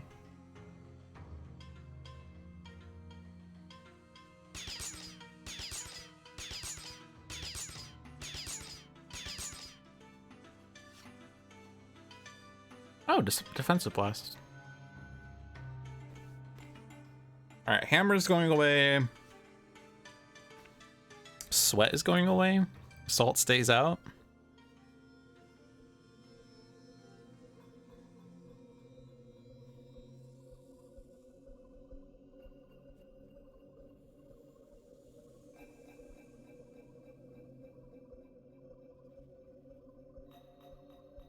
If I charge on Sweat and Hammer, I take them both out. Yeah, we'll just do that.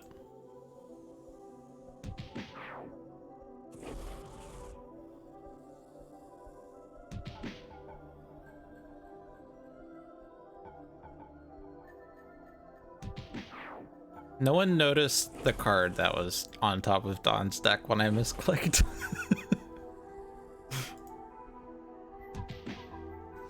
Either that or they're just playing with me. Most likely the latter. Or they didn't notice it. They weren't paying attention or something. It's possible.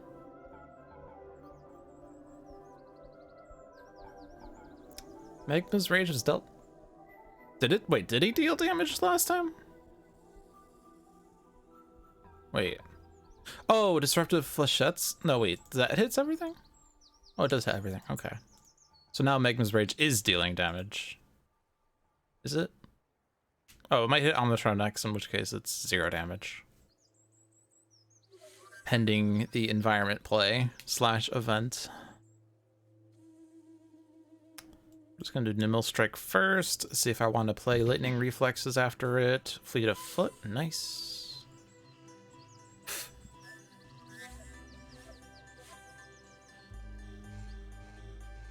Ten bursts in my trash.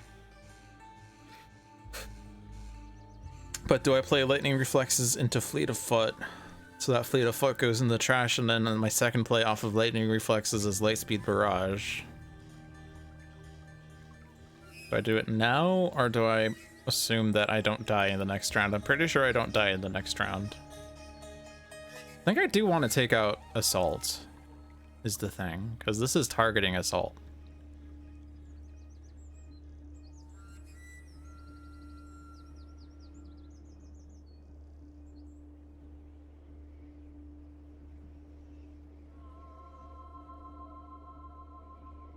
Well, if you do Lightning Reflexes into Fleet of Foot into Sucker Punch into Lightspeed Barrage, this might draw something, but otherwise, yeah. There's also a chance that Devouring River kills Assault. Or we just kill Devouring River because it's going to hit two of our guys. Like, we have means of doing that, right?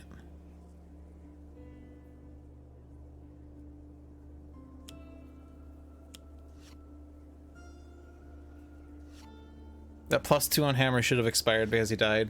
Well, someone didn't program this game correctly. Some schmigrant schmrogrammer. What did we draw? That Hoist Strain? No, we drew Harmony. Or did we draw Harmony on the draw face? I did not pay attention to what we drew. I saw the Mystical Outburst. That's going to be really good.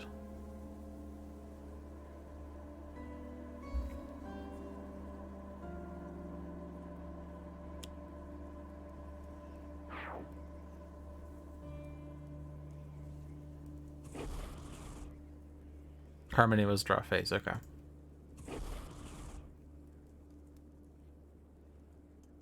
$12 cards. Do I do it now or do I wait? If I play Accelerated Assault, it puts a token on Magma's Rage. Can we make Dawn be the second highest HP? That seems unlikely. I'm still going to do it though. Fairly sure between Harpy and her token shenanigans, it's fine. I think we're fine. I think we're fine. Tachyon again? Yay!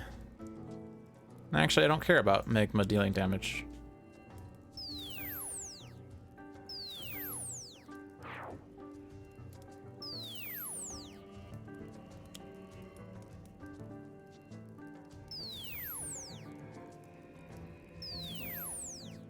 Fixer doesn't have Driving Mantis, although we do now have Applied Numerology. Tachyon doesn't have the thing, Synaptic Interruption, and Omnitron is not reducing sonic damage, so we stop here. Hey, Ongoing Destruction. Nice. So I do this first, and then use my power to flip one back. And then Huge into flip one back. I don't have a need for 3 right now, because I don't have the Fox Care in play. But I absolutely do this. I take out Magma's Rage anyway. I'm gonna do it anyway. He's not doing anything. I guess I could have hit him with Fixer. I don't know, maybe Citizen Dawn plays a Citizen, like, Citizen Spring or something. Some innocuous citizen.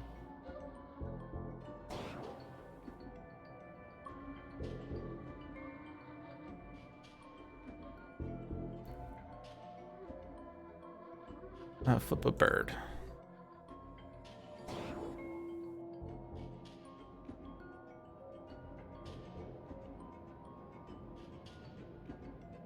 Actually, I am doing projectile damage. Or I do have the damage increase right now on projectile damage, so calling a flock would deal each non-hero target 2 projectile damage.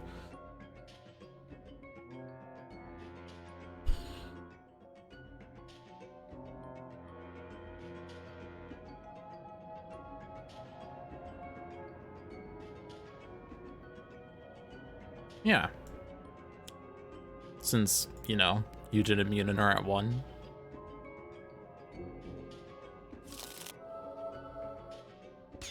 Also, we get extra HP recovery from Savannah Nocturna. That's nice. You don't have a damage increase. Who are the lowest HP targets now? Eugen, Munin, Mr. Fixer, Omnitron-X. Oh boy! Oh boy!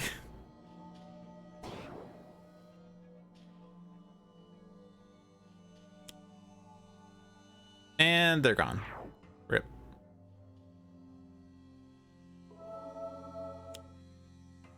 Citizen Summer. Oh no. Also, fire damage is increased by 1. Melee is cold, projectile is fire.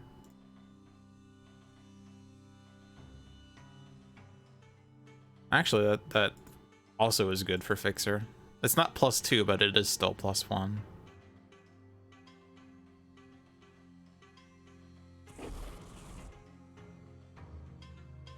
I think we're fine.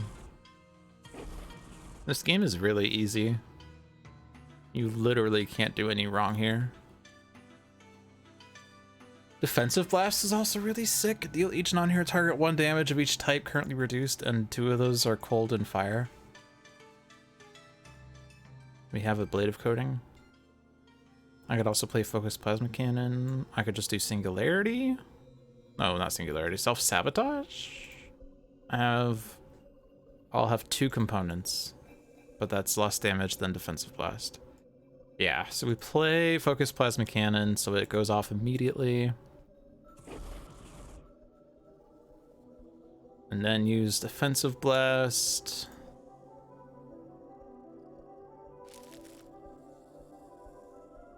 Order doesn't matter. Unfortunately, Dawn is gonna hit Tachyon.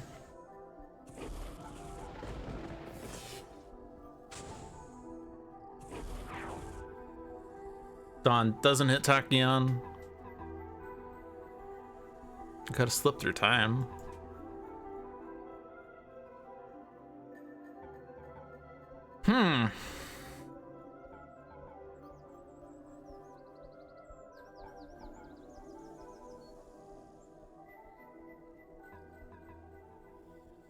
So my damage is fire.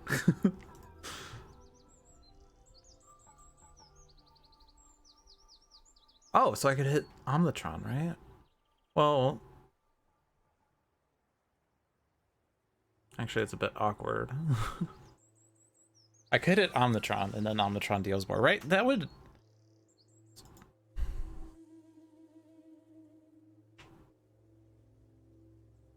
I'm thinking of Overdrive and hitting friends, for sure. I guess it doesn't matter. We win with Tachyon and Lightspeed Barrage anyway. Let's not overthink this.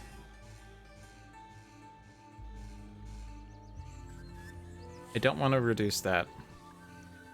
It is a type that's currently reduced, so we'll go off. Yeah.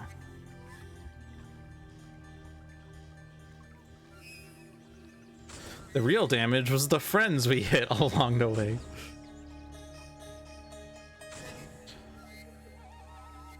So that was 6 damage to Dawn. Whereas me hitting someone and then doing the second hit would be 5. So it's still better to hit Omnitron. Not still better. It was better. It still was. It used to be. It used to be better. It still is better, but it used to be better too.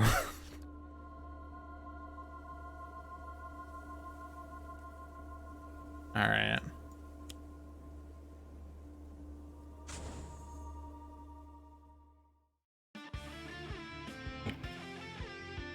Good.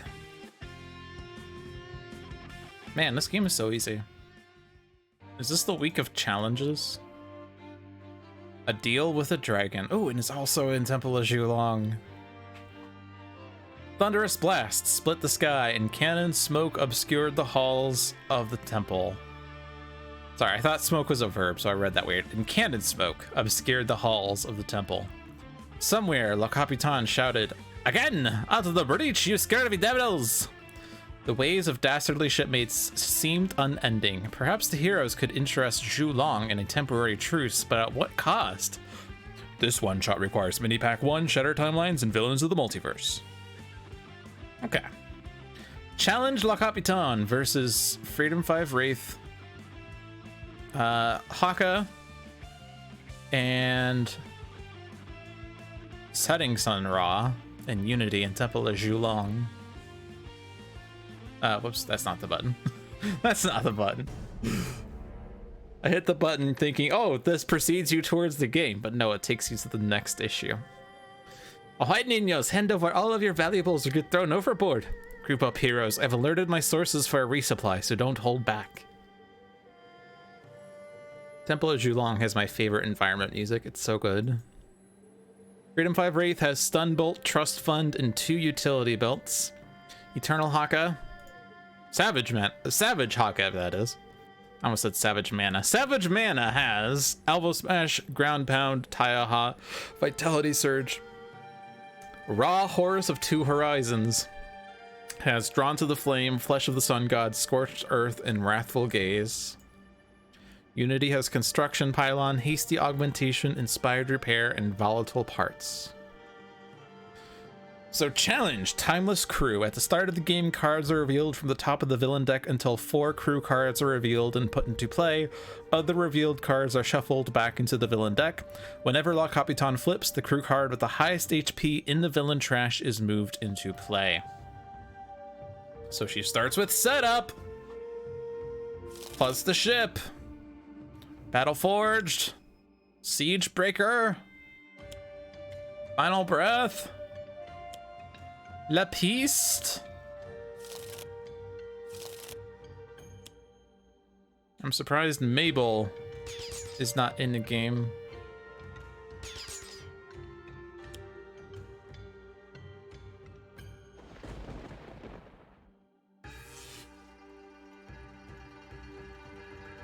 So who can't use powers? I missed that. Haka can't use powers, okay.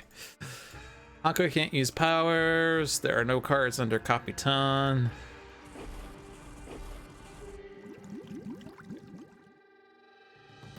You like this background art for Le Capitan? She looks a bit high. Well, I don't play around with the foil cards too much.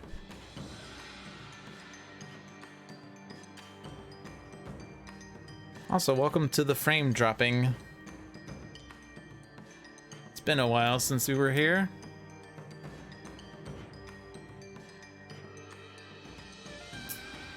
Okay, I think we're fine now. Okay.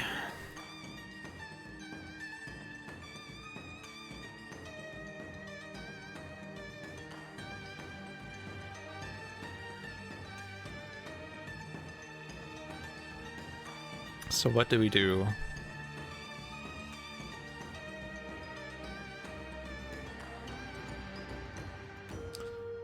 Haka can't use powers. Haka does have ground pound, but that only delays the inevitable. There's a lot of damage floating around right now on the villain side, not the hero side as much. The number of villain ongoing cards in play. That's Captain's Orders and Maria Elena's Revenge. And the Revenge is pretty bad.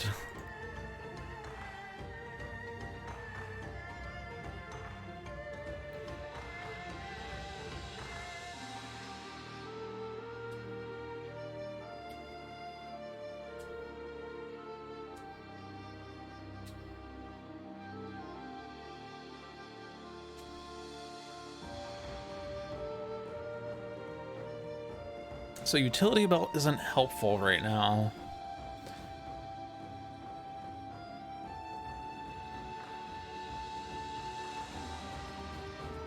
Stun bolt, except Haka might ground pound.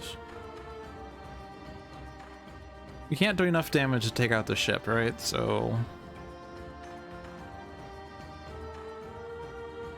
I guess I probably want to save ground pound for when we can get golems in play is the thing, because the golems are very susceptible to dying to crew.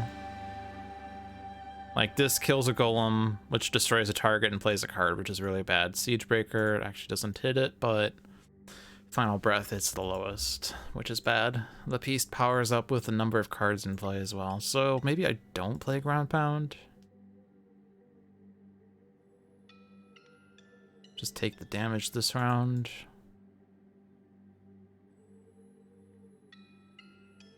Scorched Earth is potentially really powerful in this game.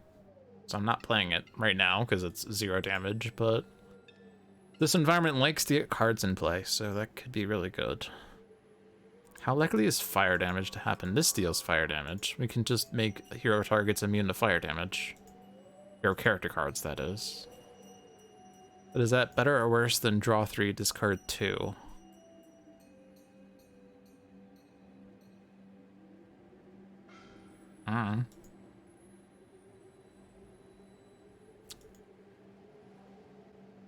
Plunder is potentially really bad when there's 4 crews in play, by the way. Also, we don't have powers that deal damage. I guess Drawn to the Flame deals damage. That could be hasty augmented, but that's not enough to kill anything. We don't have any golems. It might just be a skip on Unity. Inspired Repair draws, but I don't know.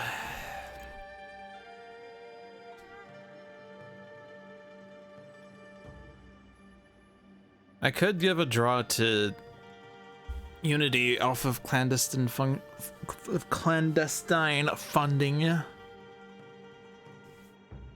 Is it clandestine or clandestine or something else? I don't know. One of those words I've seen in print a number of times, but I've never actually said it out loud. Chameleon is another word that I've seen in print, but never read out loud. Or said out loud.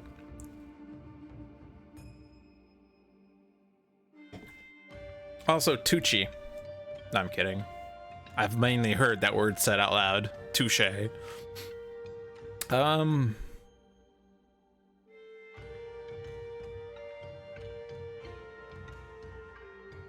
So if I'm not ground pounding, then stun bolt would do something.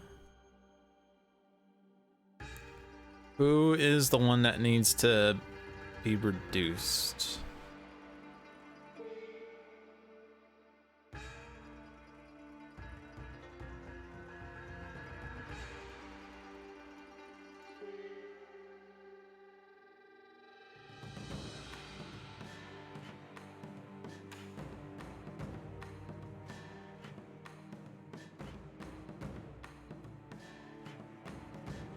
A list of Dolphin's most common words. Bit my shiny daffodil?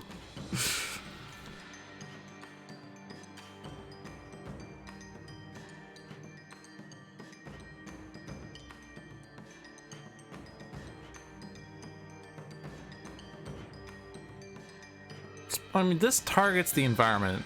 It could hit a shinobi assassin or an apprentice poisoner, but reducing its damage by 1 doesn't stop it from destroying them. Why is, like, 1 damage even just so hard to figure out? Do I just no, I want to save Trust Bund for next turn, probably. Combo with Clandestine Function. If I'm playing Clandestine Funding, or using Clandestine Funding, then I guess I'm not using other things. I'm gonna play Utility Belt. How about that? Smoke Bombs is good.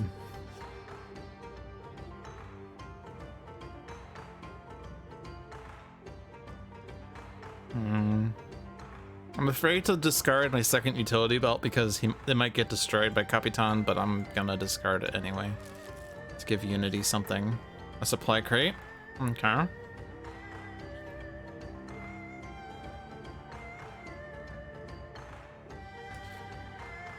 think I'm gonna elbow smash the ship.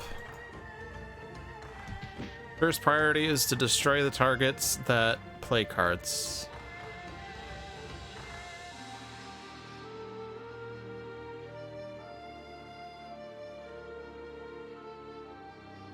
I could play Flesh of the Sun God, except this isn't hitting raw, which is annoying.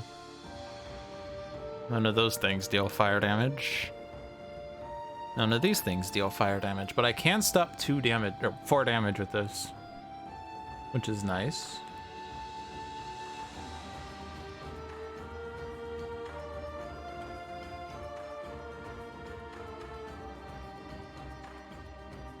Or I just draw more to find stuff. Like, Raw needs to deal damage, right? I'll just put it out there and then you have it.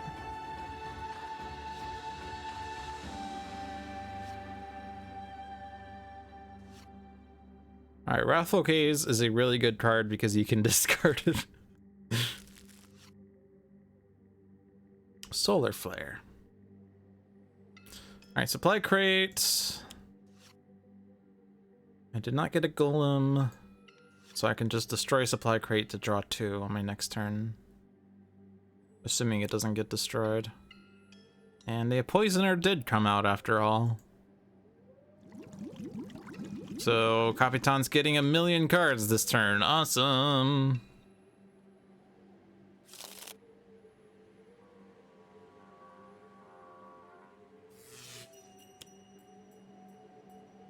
Damage.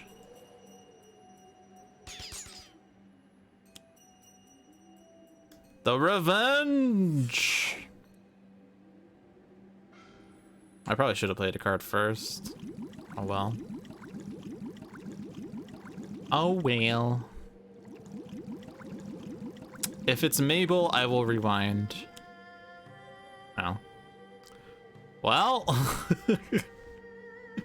There goes our setup. And each villain target gains 2 HP. Yeah. And also she's flipping too, which is exciting. This is terrible.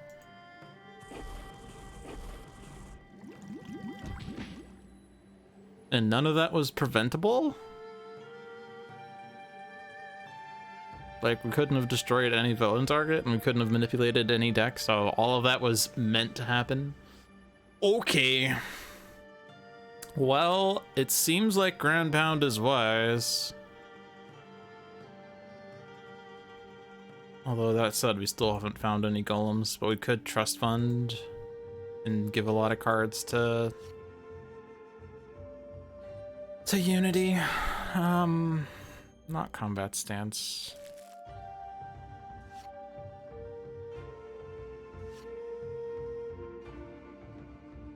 I want that. I have to discard 2 more also off of Trust Fund, which is annoying. I did lose my stupid card that I didn't want to have destroyed after I discarded a copy of it, so I'm sad now. I'm gonna discard a Stun Bolt then. Alright, we have 2 golems, but they don't do things. Trust Fund, I'm gonna keep. Grappling Hook we need. But I have to discard 2 more, and this sucks.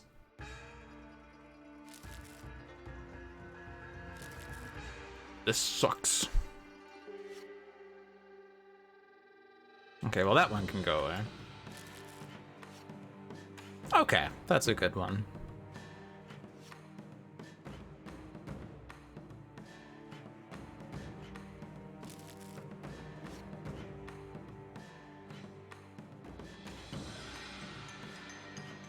I'm gonna keep these. This is absolutely a Ground Pound turn.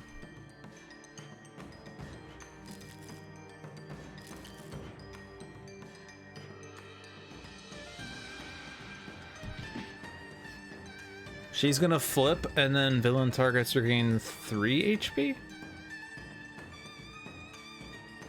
Yeah.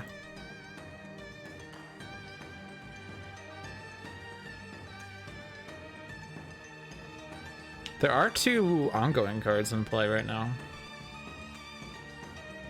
Yeah.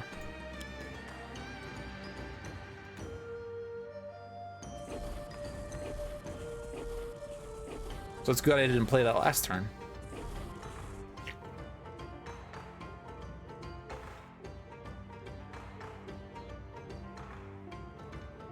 Okay.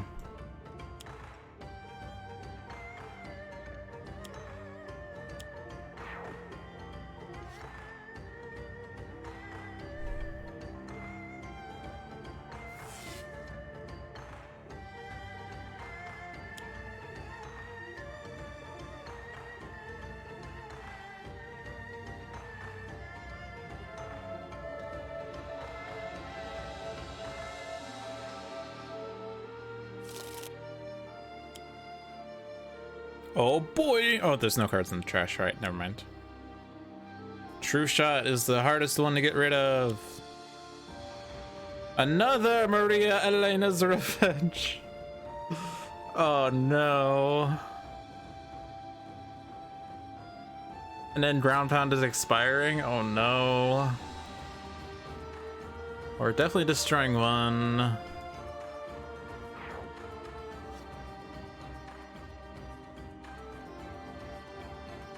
I think I'm not discarding anymore. Unity got stuff. This is bad though. This is really bad.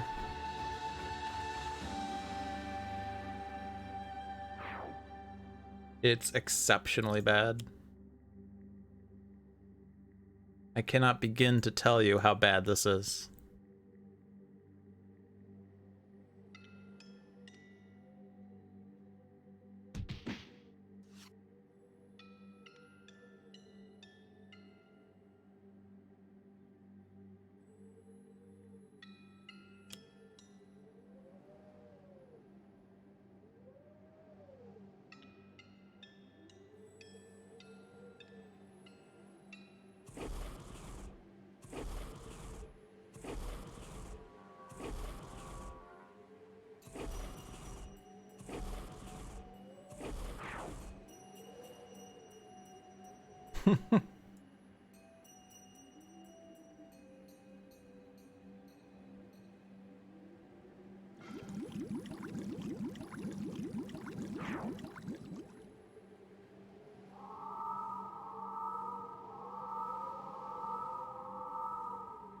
We do have B-Bot, okay. Although we still have Battle Forged and it's gonna go after golems. Ew.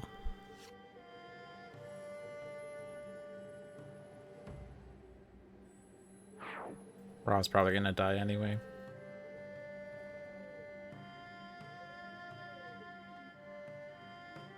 Hasty Augmentation? Oh no, that's suicide.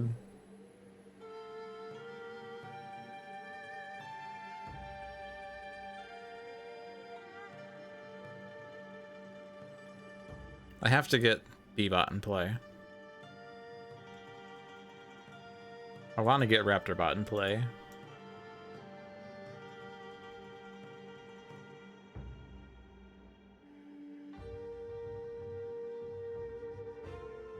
Hasty Augmentation, just basic. Well, okay. Wraith is at 19, Haka is at 18. It's not, and Unity's at 16. It looks terrible, I guess, because of Raw, but Raw would deal 4 damage to a number of things, which would kill 2 things. Actually, no, True Shot wouldn't die because it would regain hit points before it got dealt. So Lapiste would die. Maria Elena's Revenge goes off. 3 damage dealt to everyone.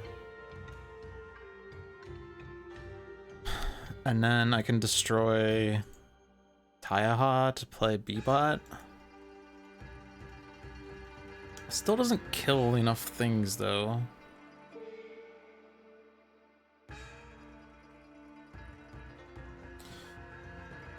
I guess the problem is that Capitan flips and then puts a crew back into play if I destroy one. If I only destroy one, yeah. So destroying just one is not really worth it, although the piece, if it's destroyed, then doesn't do that much damage, but R doesn't do that much damage. So maybe I just do construction pile on and put B-Bot and Raptor Bot into play. Although I don't like Battle Forge taking out my golems. The Battle Forge is gonna take it out anyway. I can't really prevent it unless I can destroy 2 targets.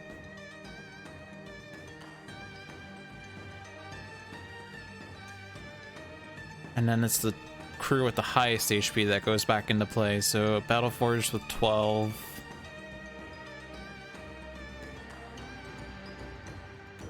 Is always going back into play. Oh no. You cannot stop the Battle Forged.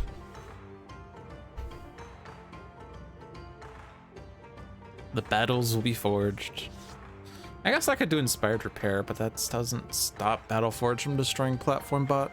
And even if I put B-Bot into play, it doesn't stop it anyway. I think it still makes sense to do Inspired Repair though. Because now Platform Bot is back to 3, which is good.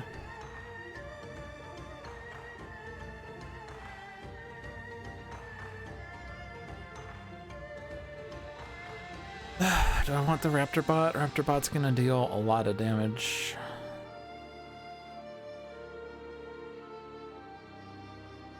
Platform Bot deals 4, Raptor Bot deals 6.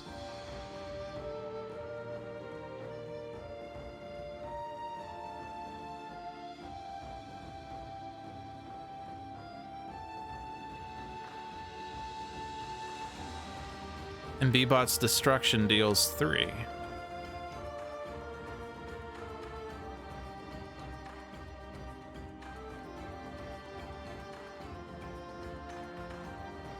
Maybe there's a way to order this so that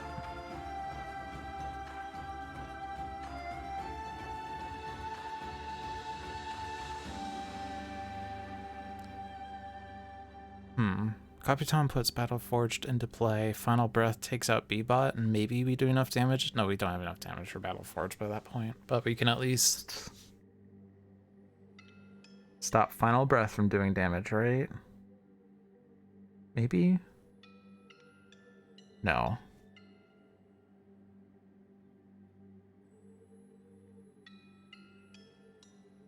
Yes? If B-Bot hits Final Breath. No, if Raptor Bot hits Final Breath.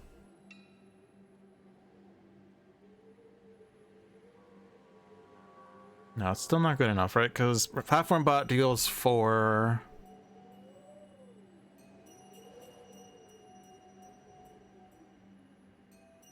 Battle Forge hits B-Bot. B-Bot takes out Battle Forge, but the damage is too late, and Final Breath was put into play with Capitan, so then Final Breath takes out Raptor Bot.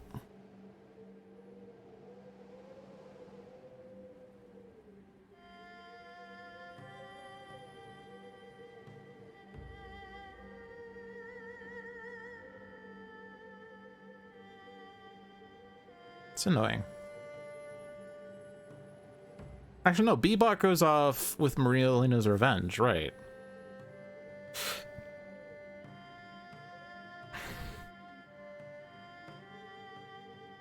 So Raptor Bot takes out Final Breath, Maria Elena's Revenge goes off, hits B-Bot, B-Bot deals 3, Platform Bot deals 4, so Battle Forged would be gone, except Battle Forged comes back into play. But Final Breath wouldn't be there.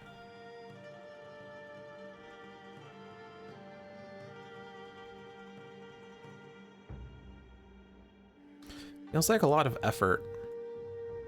There's also a chance that Capitan puts cards under her and thereby doesn't flip.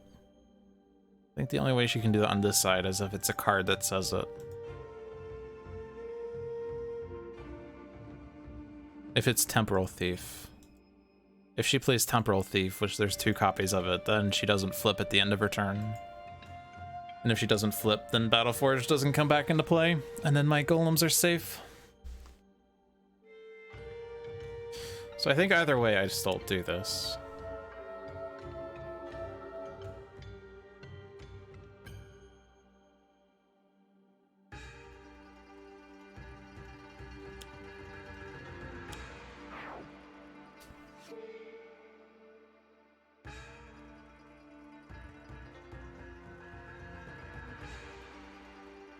It's really annoying that Battleforge is always coming back, but there is the small chance that it won't.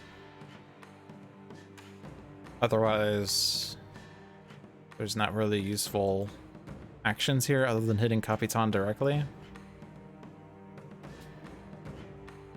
If Battleforge deals the damage off Captain's orders, yeah. Whenever damage dealt by this card destroys a target, yeah. Villain target with lowest HP, lit. Peace. Not sure if that's correct in French to break up that. I'm not sure, honestly, because I mean, the reason it happened is because there's actually a space here. But if this is actually a French word, which it looks like it is, because bonjour mon ami, voudrais vous danser, and I'm not pronouncing French correctly. But the reason there's that L apostrophe there is because it's le. And when le is followed by a vowel, it becomes le piste. It is correct? Okay. Fair enough. I am not French, I just know a few French things. None of which is pronunciation, but I had a class on translating written French into English for my graduate program. Yeah, I knew that, but I didn't know whether word wrapping was okay or not. Like in English, you wouldn't do, like, if you had canned and then word wrap, you wouldn't do can apostrophe and then on the next line T. That would look really weird. But that's English and not French.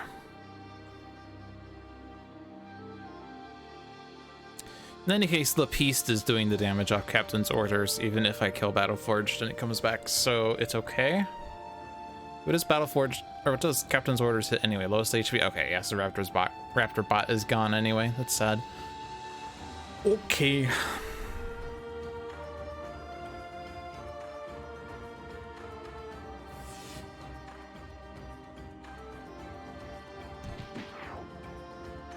Oh no!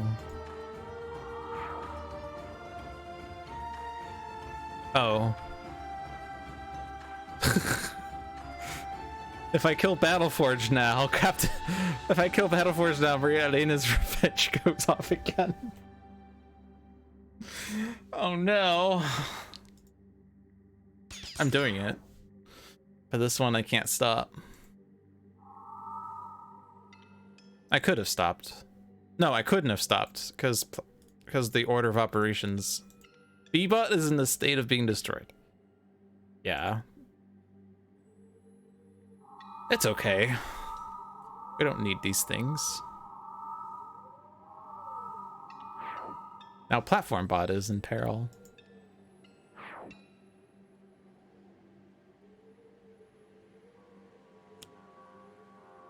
Okay, we can get incapped heroes back. At a great cost. I don't think I've never used Rites of Revival, but this might be the first time. Also, this is exciting. I don't know that the order matters. I don't think it does because you can select a card, but we have successfully not flipped her.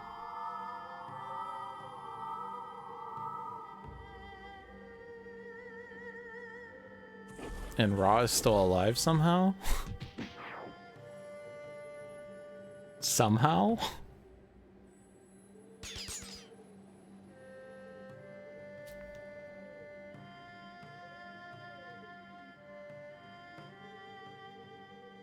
So what am I gonna do now? Do we have another...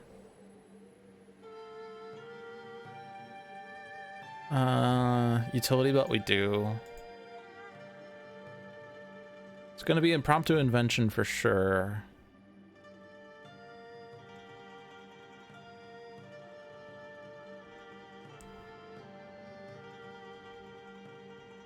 Infrared eyepiece is probably the best here.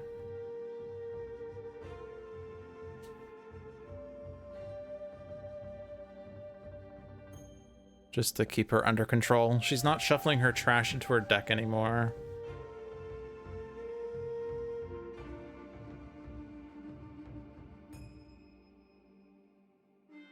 We could leave one card under her so that she doesn't flip back. And just focus our efforts on everyone else. We don't have another ongoing destruction. Oh, we have B-Bot, never mind. We have ongoing destruction.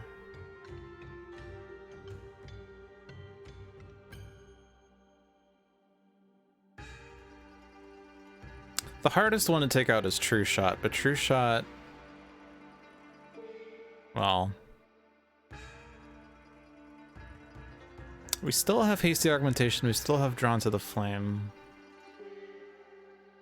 There's only one ongoing card in play, but that's still 3 damage to all villain targets. Yeah, I don't think we can really get rid of True Shot. True Shot could be dealt with by golems if we were set up, but we lost all our golems.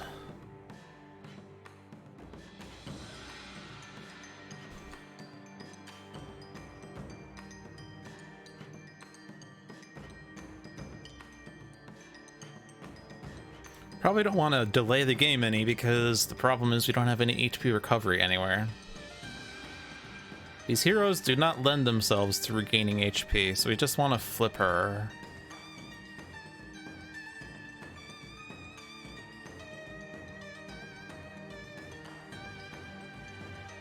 Don't target with the lowest, deals the hero target with the lowest.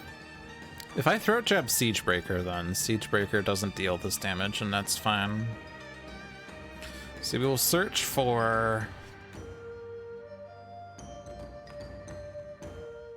oh, I was like, why am I already doing a play? I'm not doing a play, I'm doing a discard if I want. Yeah. Unity.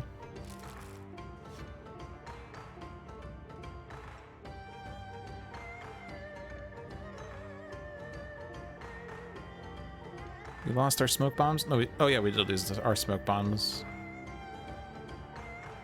I'm still gonna do infrared eyepiece. Throat jab, Siegebreaker.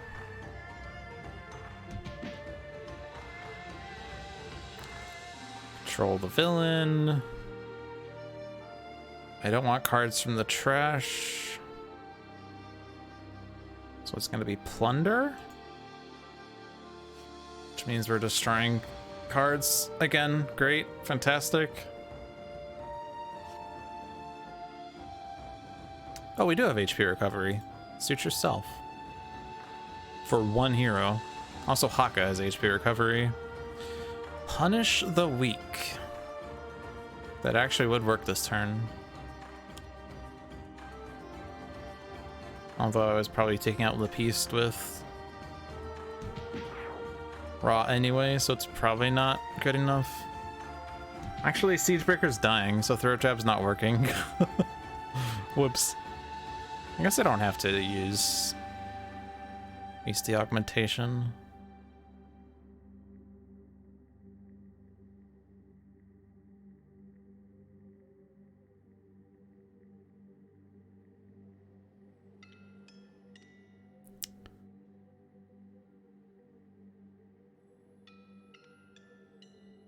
Actually, Siegebreaker isn't dying even with the +2. Unless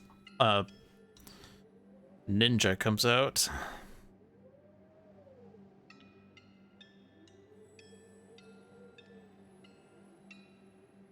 I think I'll just do Blazing Tornado. We do kind of want to hit Capitan, don't we?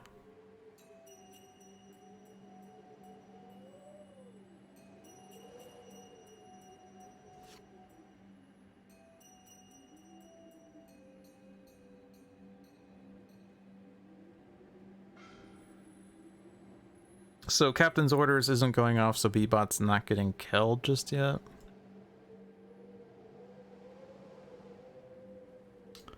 Probably a good time to play Brainstorm.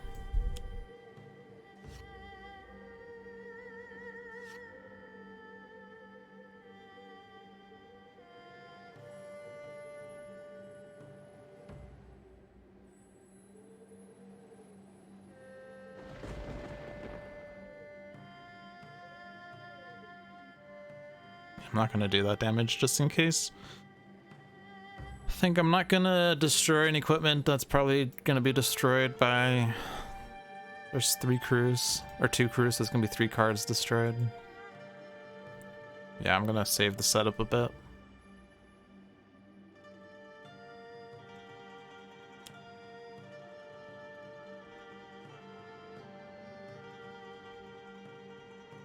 Ra, no!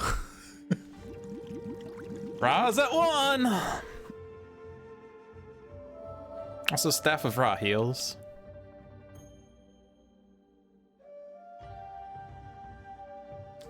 Alright, let's ditch Punish the Weak. That's probably a misplay. You have to destroy 2 more. Do I have any other damage dealers? I want to get the Staff of Ra out.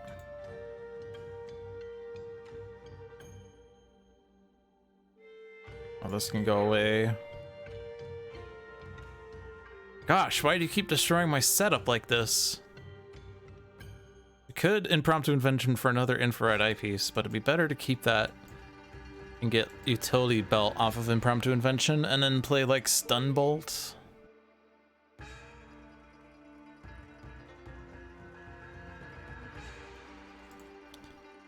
You lose a lot of damage if I take out Tachyon. So I'm sad now.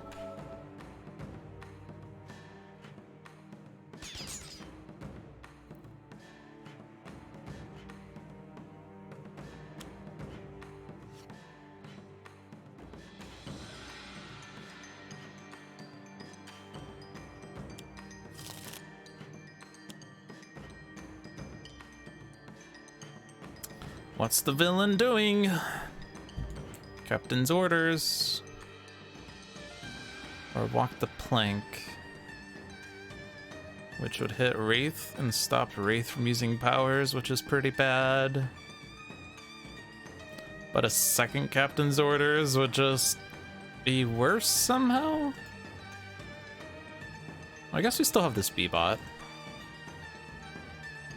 I mean, Ra's dying to apprentice point. Actually, no, because if we get the staff, then he doesn't die.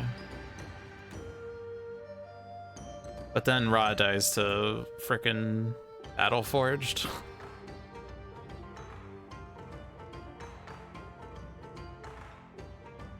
Well, that sucks.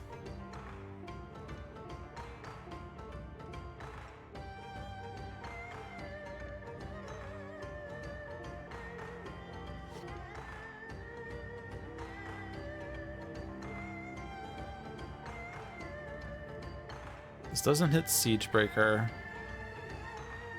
It would reduce your irreducible fire damage. That's great. I guess I could hit Capitan. Still reduces the damage.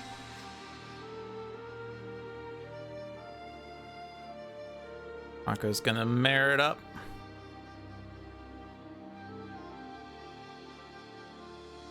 Just get rid of that last card. She's now flipping for sure.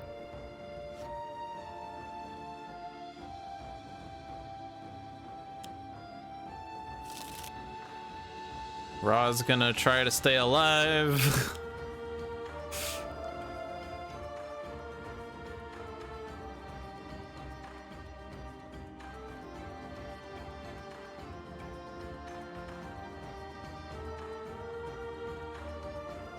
I'm just gonna not progress the game at all. I'm just gonna keep trying to take out Siegebreaker.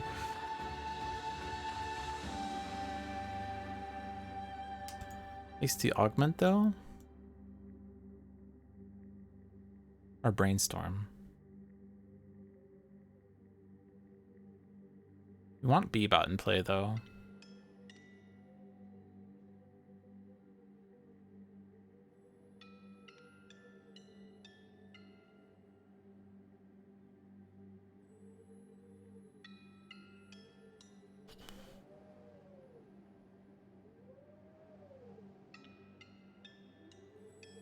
I guess champion bot's gonna end up dying too.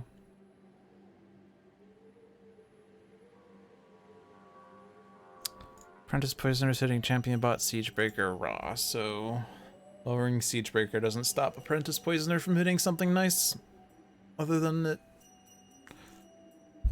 might not hit raw if I play B-bot. Well, it won't hit raw. Do I have something to destroy for B-bot? Mare? Yeah.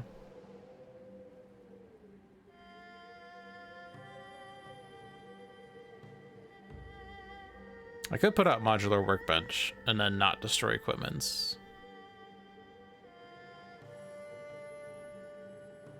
I think I like that better. Because I can discard the other modular workbench.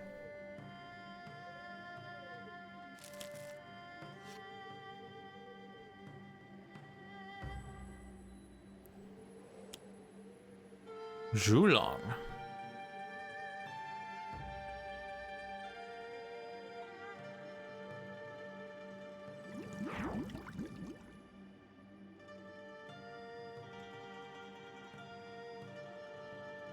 Zhulong also second highest is Wraith. Well, that's awkward. I guess I could destroy Master the Temple with this, but I want to get rid of frickin' Captain's orders since we're getting a second one. Actually, Champion Bot is now out because of True Form. Oh boy. This one's a hard one.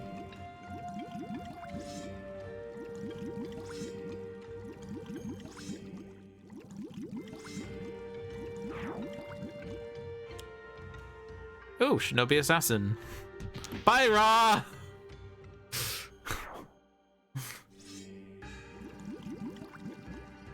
It's okay, we have rights of revival.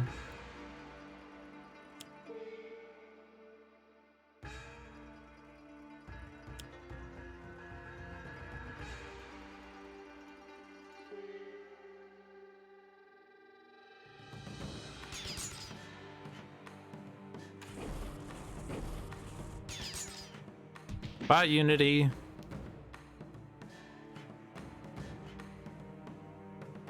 Okay, this card is not destroyed. That's the good news. Who is the second? Who's the lowest? Wraith or Haka? That's not fair. I'll put it on Wraith and it can go after Siegebreaker. After Wraith hits it.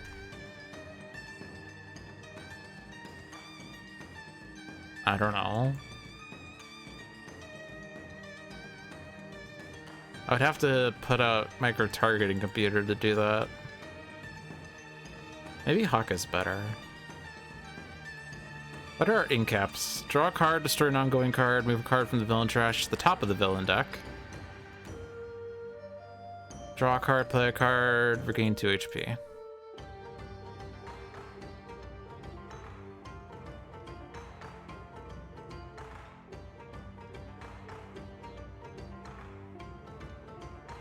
I mean, moving a card from the villain trash to the top of the villain deck is potentially powerful if we can get rid of all the crews, because, like, if we can just keep playing Maria Elena's Revenge when there's no villain targets in play, she just can't do anything. The problem is that we don't have consistent ongoing destruction other than this, I guess. Destroying Captain's orders with Raw is probably correct, though. And then Unity is draw, play, and HP recovery.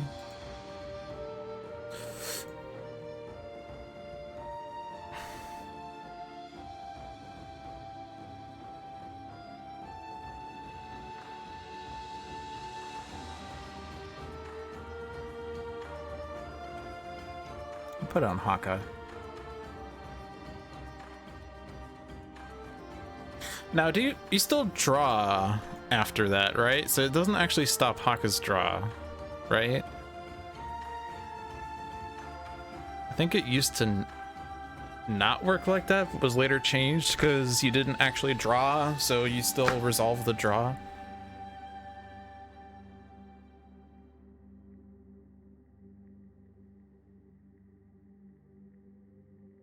Also, whenever I destroy... Oh no, it's whenever target is destroyed by damage dealt by this card, play the top card of the environment deck. Well, this could hit crew for us, I guess. Except 8 HP is a lot.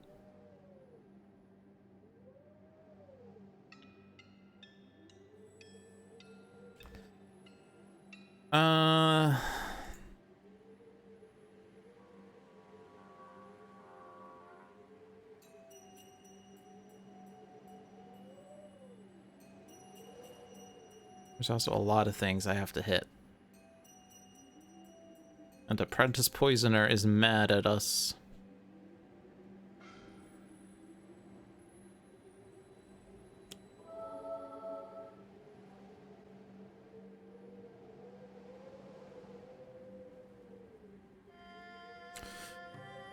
I don't want to waste the -1 like this. Does Haka have Tachyon? Yeah.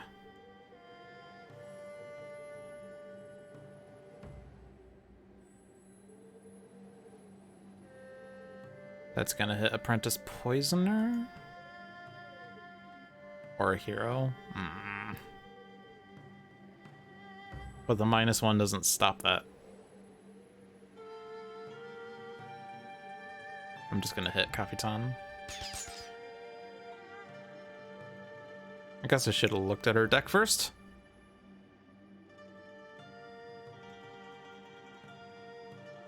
I mean...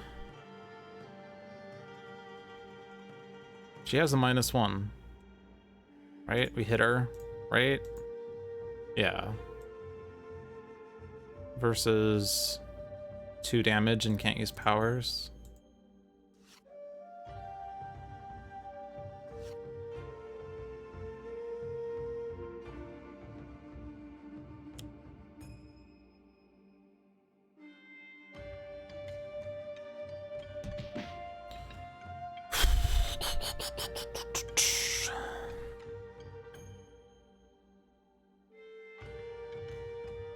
Actually, True Shot's second highest, or is currently second highest. No. Battleforge is second highest.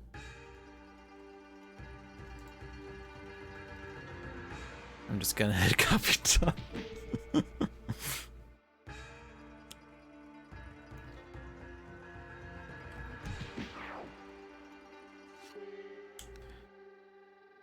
Now we have to finagle 8 cards to discard? 6 cards. Okay, 6 cards.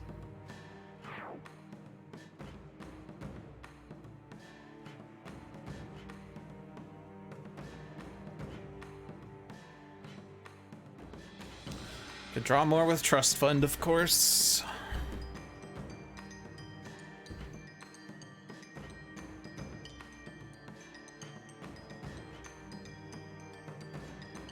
Actually, Battleforge could go after Shinobi Assassin if it's... But the problem is that we're gonna be hit by... Oh, we're not being... Oh, we're gonna be hit by Apprentice Poisoner, right? And then Battleforge will go after us. Unless we can ping the Assassin. Because if we can make sure it goes after the Assassin, then that's great. Is there a way we can ping the Assassin? Unfortunately, we have to either draw play or regain HP. And none of us have damage dealing plays. Well, that sucks. I guess we could do smoke bombs. And that redirects the damage and reduces it by 1. Maybe that's our salvation. Still play this first.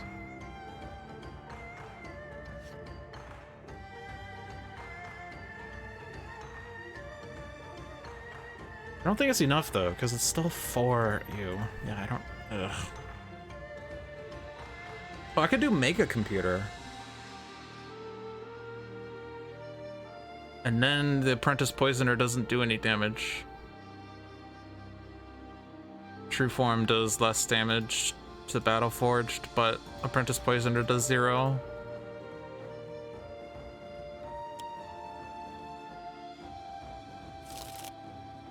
I can still do Smoke Bombs.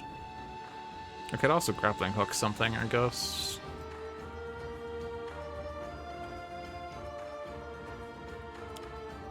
How many cards do I have now? 9? I have to discard 6.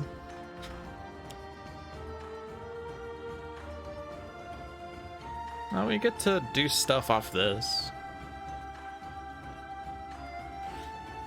I'm guessing we're reviving Raw here because we currently have 5 environment cards in play, so we can get the thing.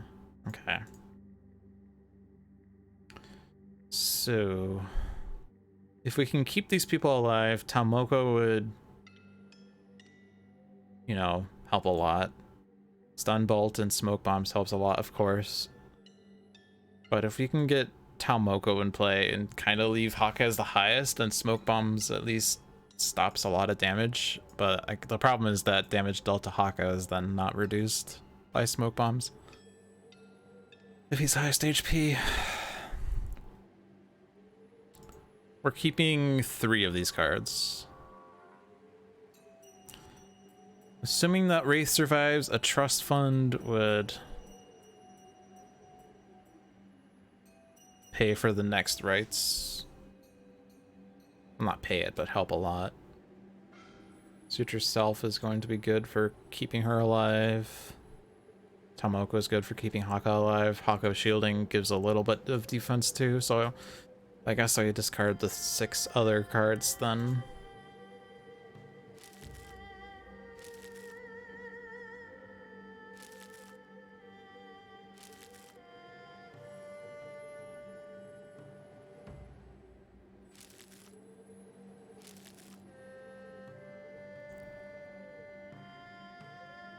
Welcome back, Ra.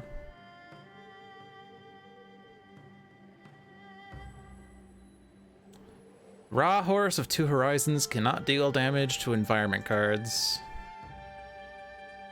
That's okay. Yes, summon Staff. You can get to 11 HP. Is he gonna be the one to play a card here? Actually, Ra is the highest, and Wraith and Haka are tied for the lowest, so any damage the villains do redirect to Ra at -1.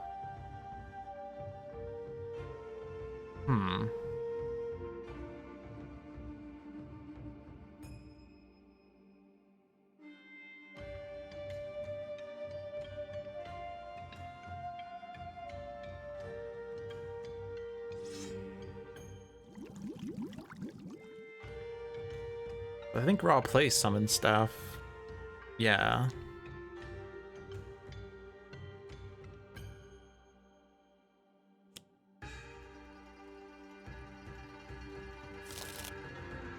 Oh yeah!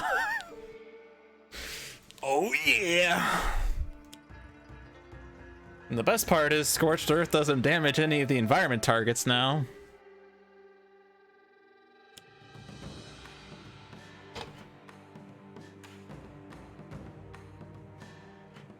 The unfortunate thing is Capitan flips again, which is going to put Battle Forged back into play.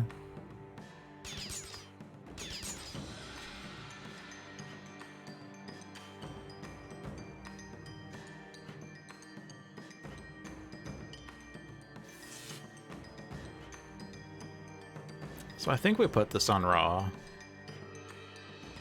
So Scorched Earth is dealing 6 damage. So we take out Battle Forged with Shinobi Assassin, and then Battle Forged comes out and wrecks our shit. Great. But we definitely wanted that to go off after Raw this stuff. And yeah, 3 is the lowest, so that's fine.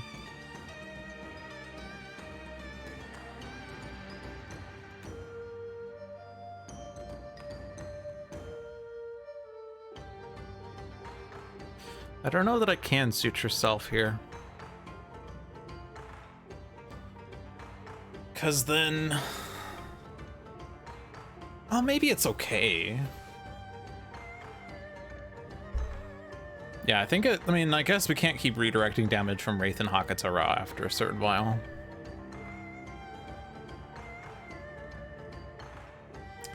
We have to discard 6 cards. We currently have 5 cards. I guess we're gonna get a card profit off of Ra. And... could profit a card off of Mare. Is doubling my hit points okay? Well, the thing is, Wraith is currently the lowest, so it could redirect to Ra, but Ra can't stay alive that way.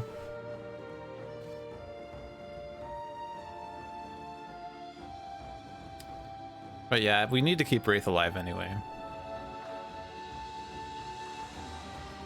So let's do this one first. So either chip or the ship comes back. I think it's chip.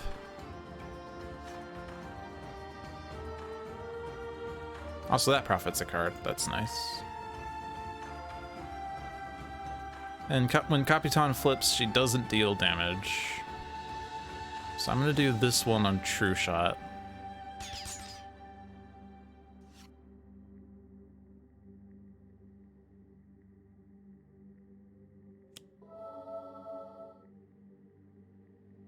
And then do card here.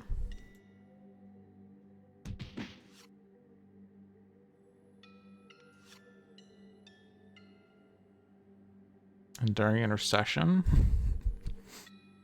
I mean, in case true form hits.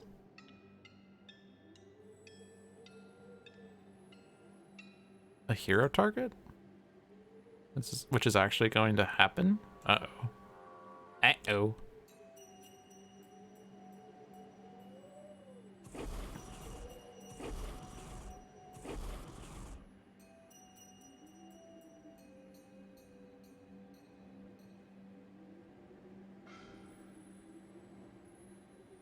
If I throw the staff, I take out True Shot.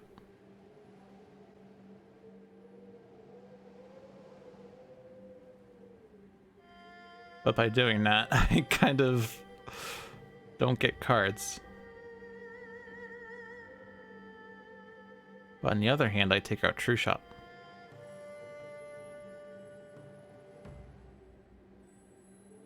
I guess I don't have to revive Unity. The thing is, though, if I play a card off of Unity for whatever reason, then True Shot regains 3. It's gonna be Battleforged that comes out, because Battleforged is the highest. So, unless I don't destroy Battleforged for whatever reason, but not Julong, but Shinobi Assassin is going to take out Battleforged.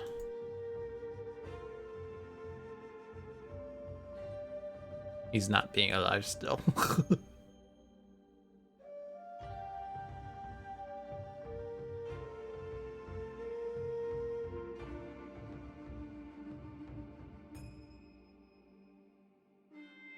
Do we have a card draw anywhere else? We have Trust Fund. We could play Trust Fund off of Unity.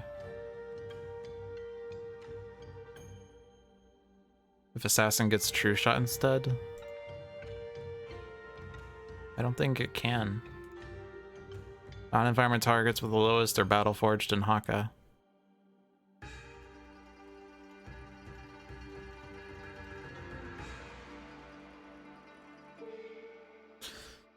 Yeah, I can kill True Shot, but then True Form is going to be dealing 2 and 2 to Ra or Wraith.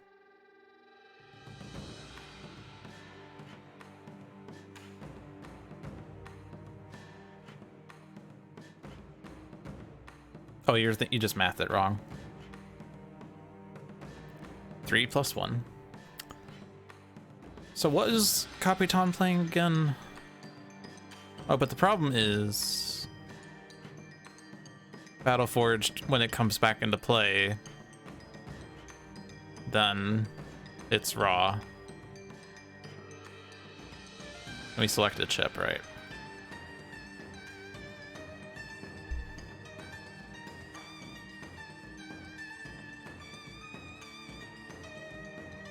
I think we need Battleforged to go after Shinobi Assassin again. This trick is really helpful. I guess I could also... Well, if Battleforged takes out the Apprentice Poisoner, it still plays a card. But we need True Form to go after True Shot. So we need Unity to play a card then. So we're not using Staff of Ra here.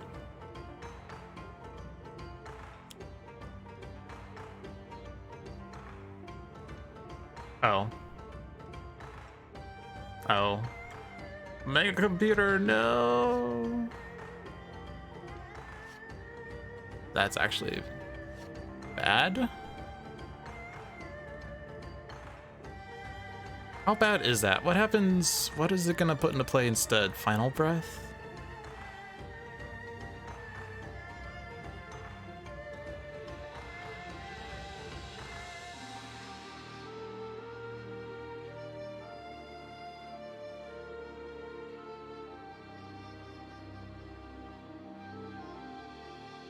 Oh, we get a card play off of Mysterious Ceremonies, and we could play Flame Spike.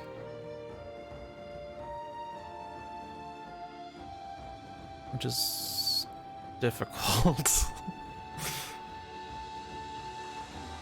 But we can still make this work.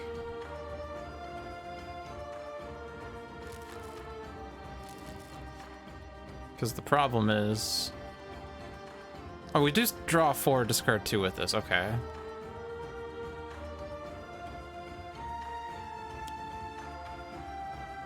Now True Shot's targeted by True Form. Throat Jab is good.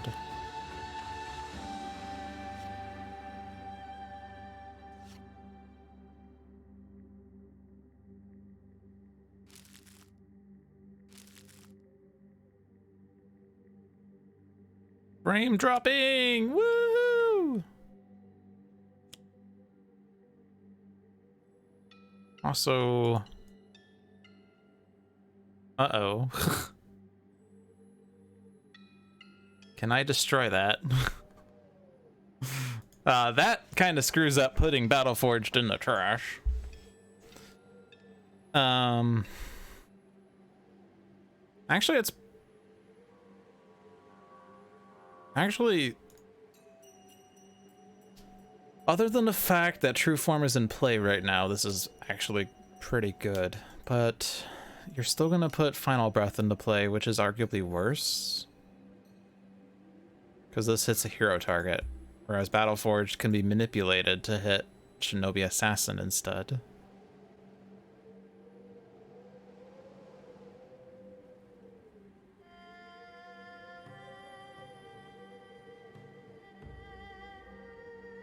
Oh, that's dreadful. We do have 2 Mysterious Ceremonies. So exciting things can happen. We have 9 cards. If we want to get Unity back, which seems correct, so we gotta save 3 of these cards, and we would like to keep Flame Spike and Summon Staff probably, or Summon Staff Inferno. Inferno's a damage dealer. Flame Spike allowed for us to kill Battleforged, I guess. Keep Throat Jab. So Throat Jab and Summon Staff and Inferno.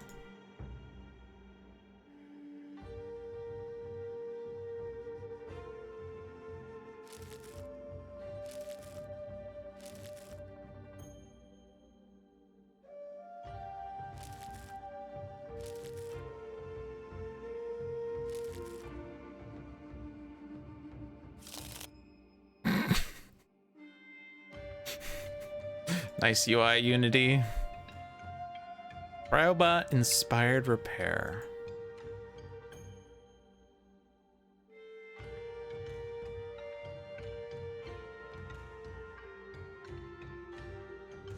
Oh shit. well, I forgot that Unity was reviving with 8. It's okay. It's okay. It's only a flesh wound.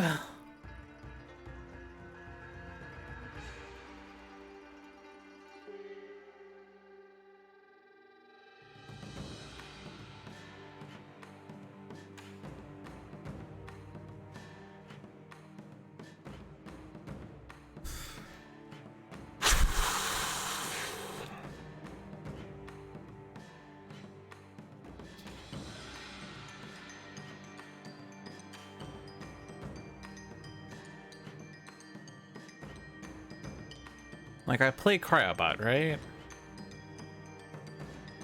It's something to soak up villain damage. It would be the hero at the highest, so it's hit by True Shot, which would hit it for 2. Chip would also hit Raw after that. Except before Chip comes out. Wait, when does she flip? Start of turn. So she flips, and then at start of turn we put Final Breath in play. Final Breath goes off after True Shot. It's the hero with the lowest for 3, but it'd be increased by 1. But it would be redirected with smoke bombs. It'll be 3 again.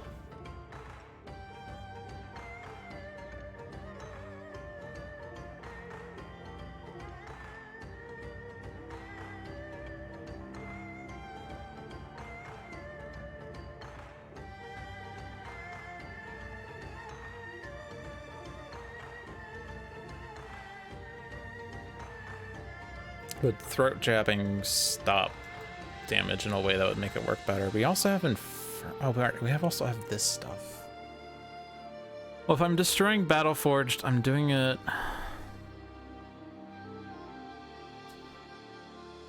after Resurrection Ritual.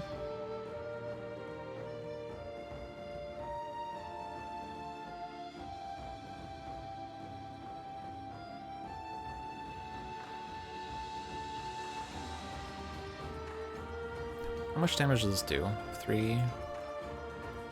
It's not enough to kill True Shot with card plays alone. Because you would regain 4. But that's besides the point. So we're definitely getting Final Breath. We can't take out Resurrection Ritual unless we get a lucky draw. Actually, it's not even that difficult. Draw 3 on Wraith. And then play Grappling Hook. And then we have successfully not destroyed Battleforged with our actions. Welp. But still. Draw 3 on Wraith is potentially powerful enough.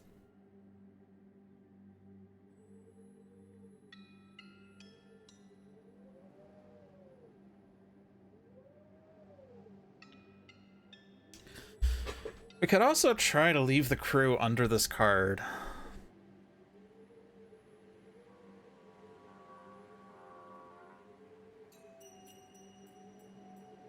But the danger of that is that this environment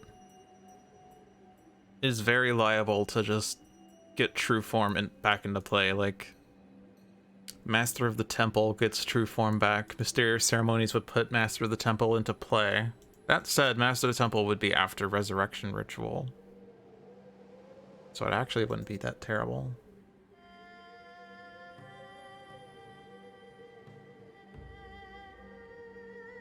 I guess the other thing to worry about is that this could reveal a Shinobi Assassin that then hits us. Ow.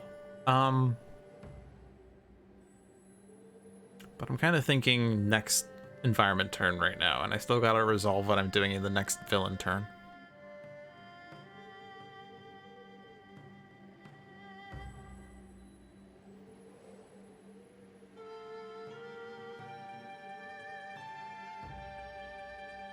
Do I need to draw 3 on Wraith?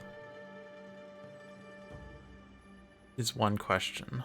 I don't think I do. I think I play Cryobot with Unity. And then Raw plays Summon Staff and Inferno. kills Battleforged.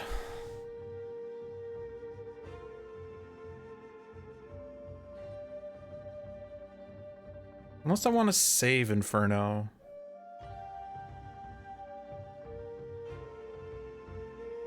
Because it does do a ping damage.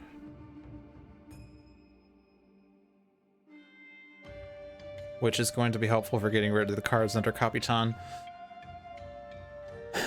And Cryobot also would do a ping damage, assuming it gets hit by True Shot.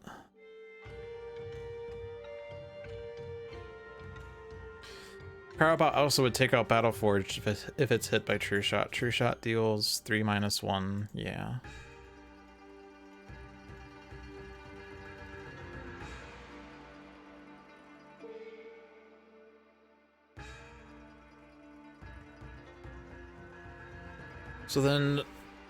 So Capitan flips and puts Final Breath into play and plays Chip. She doesn't deal damage on this side. Oh, but things regain HP, don't they? Yeah, because she flips at the start of the turn and then things regain HP. So we wouldn't actually be killing Battleforged, but that's okay because Battleforged would still go after Shinobi Assassin.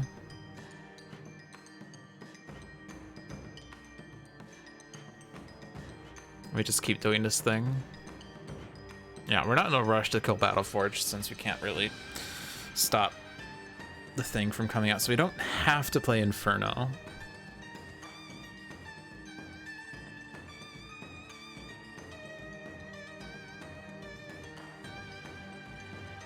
Would a throat jab make sense? I don't think so. The only thing dealing damage is True Shot that we can prevent, and True Shot's damage, well, hits Cryobot for 2, puts it at 5, and then Chip hits Raw for 2.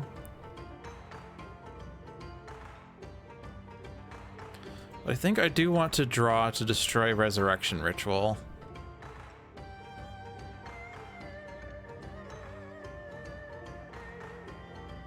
Cryobot won't kill Battleforged because it's going to regain 3 HP before it goes off.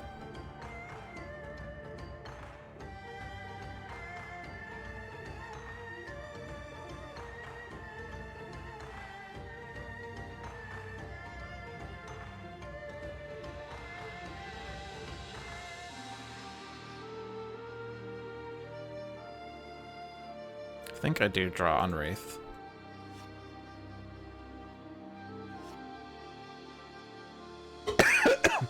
Okay. So we got the grappling hook.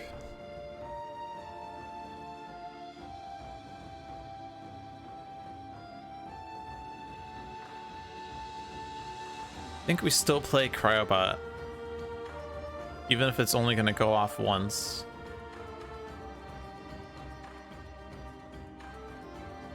I mean, it definitely absorbs damage, which is the important thing. Golems are right now the precious commodity because they can regain hit points, which no other thing can do. Well, I guess Wraith and Haka, and not. Well, yeah, Wraith, Haka, Raw all can regain hit points. Unity can't. Oh, also, I guess I forgot about the Final Breath damage. That's redirecting to Raw. But then Chip would hit Cryobot, so Cryobot does go off twice. Cool.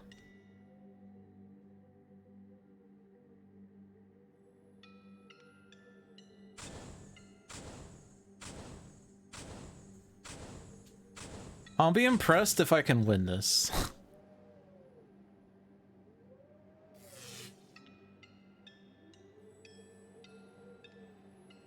Now, who gets this one?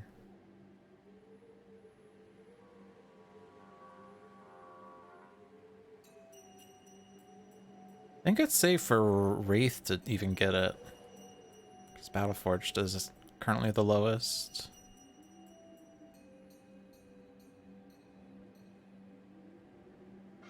Actually, Cryobot's gonna go off a second time, and then Battleforged is definitely lowest, so yeah.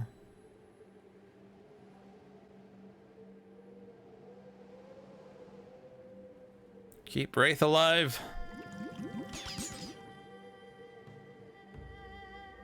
Of all the heroes, Wraith is the worst one to get incapped because it takes the longest for her to get set back up.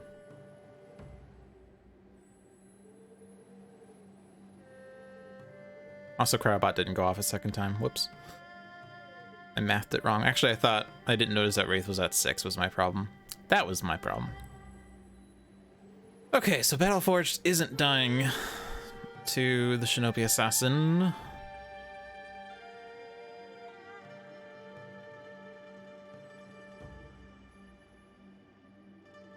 Inspired Repair puts Cryobot at 7, so Suit Yourself would be okay.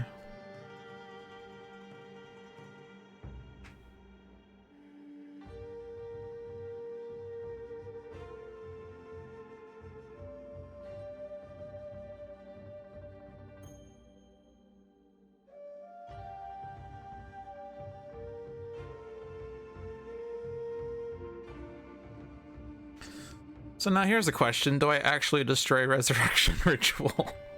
Or do I destroy True Form and then leave Crew under the card? When Capitan flips, she's putting Siegebreaker in play, which is a rough one because it's irreducible damage. I think it's better to just consistently get Battleforged back. Battleforged will always go after the Shinobi Assassins until he doesn't.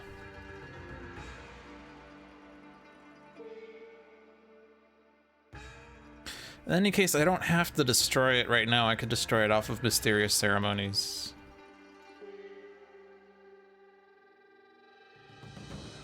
I'm definitely not playing Throat Jab just yet.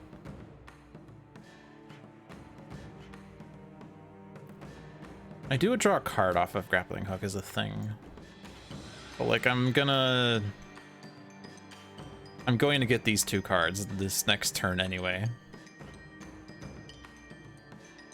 The only thing Grappling Hook would do would be to reshuffle my trash into my deck and draw me an additional card by the environment turn, which is fine.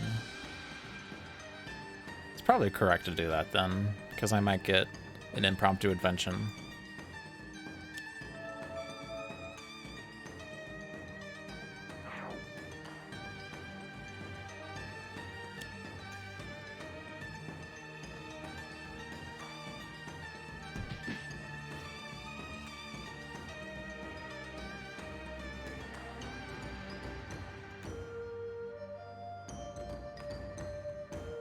Okay, so if we Throat Jab Capitan, then this doesn't do anything. Whereas this does stuff. So we do walk the plank. We're going to reach a point where we know exactly the order of cards in the villain deck. Eventually. If you were paying attention the entire time, which I was not, so...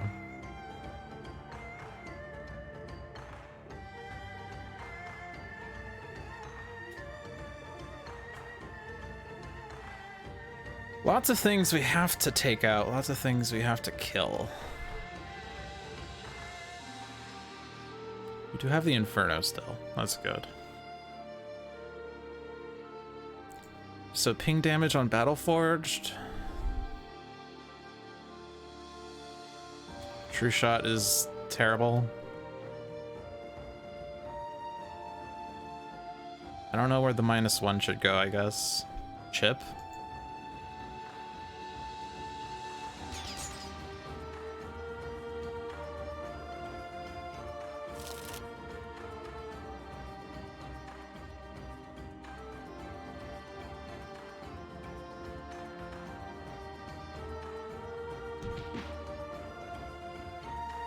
Guess I would just be killing Chip anyway.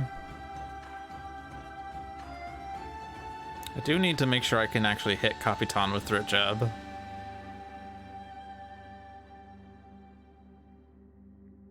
I'm just gonna do this to be sure.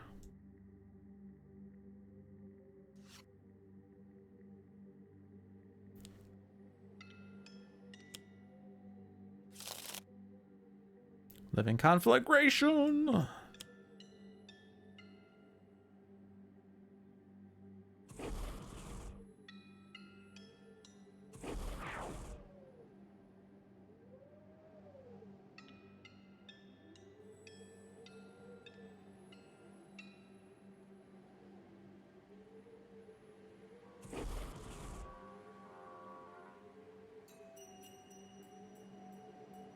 Now, do I take out the Poisoner?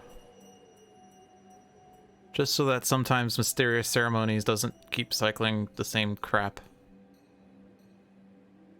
I guess it doesn't really hurt because it's never going to do anything. Oh, I can't actually hit it. Never mind. Environment cards cannot be hit by Raw for the rest of the game.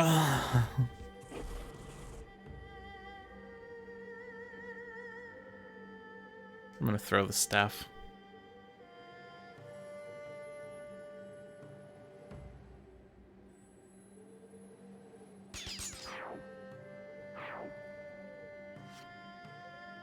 Scorched Earth. Is that enough to take out True Shot?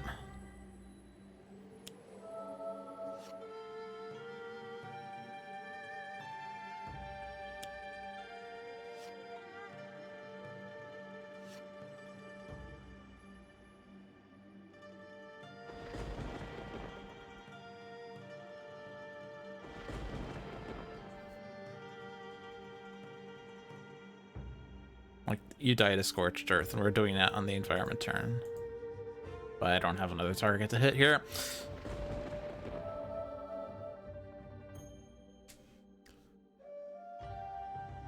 Do I destroy an equipment? I could have destroyed the, could have destroyed a Staff of Ra instead of throwing it, I suppose. I could have hit Cryobot, I suppose. I guess he was regaining hit points, you're right. That seems better. It did have 1 hit point to regain, so yeah.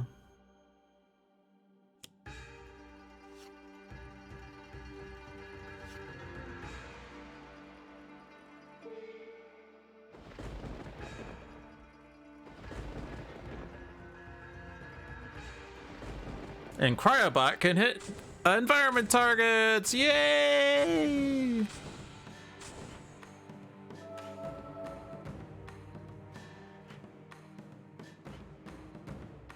So what's the danger of putting Raptorbot out?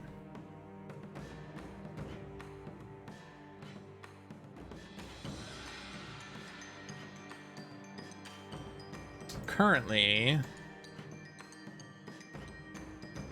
the danger is that Apprentice Poisoner... Well, I guess we can kill the Apprentice Poisoner, but we did do a screw up there by hitting the Apprentice Poisoner, I guess. How did it get hit for only 1? Oh, because we didn't hit it with Raw, but it got hit by Cryobot? Yeah, I guess it got hit by Cryobot. Twice, that is. I know it just got hit, but it got hit previously, but the Shinobi Assassin wasn't in play yet, so it wasn't hit with the first round of Cryobot damage. So the problem is that Battleforged is going to want to chomp on Apprentice Poisoner, which then plays a card.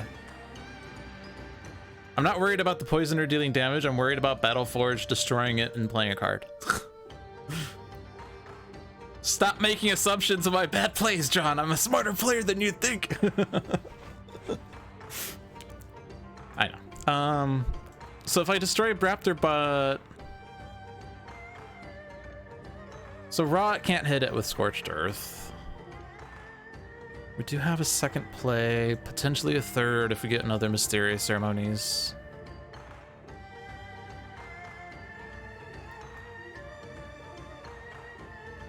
But we're playing Throat Jab with one of the plays. Scorched Earth on the second play. Or the first. I don't think True Shot dies unless enough environment cards enter play. We don't have staff. That's tragic. What would I be destroying? I guess I could destroy an infrared eyepiece. Because we have 2 in my hand, and I guess I have enough plays flying around that I can just do that.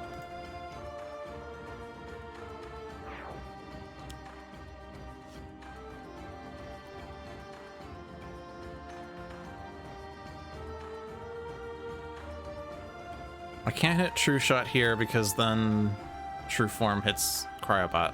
Wait, is that bad? Is it bad if it hits Cryobot? It hit it for 2 and 2.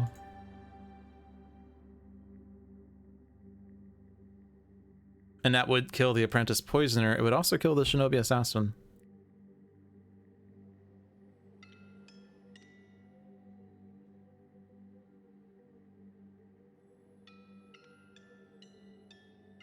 Karabat would be at 3.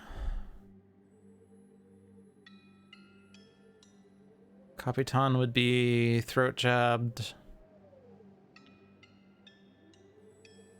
And then Battleforged wouldn't have a thing to hit unless we can somehow, but that's not, we can get the Shinobi Assassin in play, but then the Shinobi Assassin hits one of us.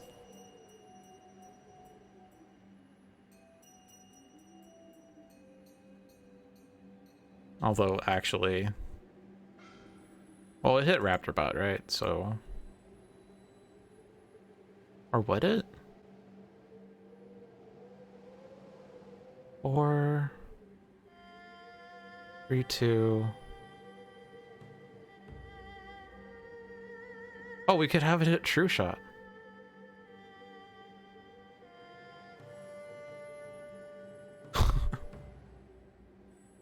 Okay.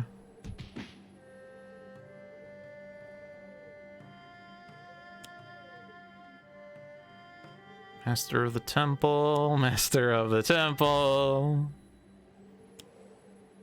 Oh. Well, that's okay. Ship was dying anyway. Actually, this is even better. Is it?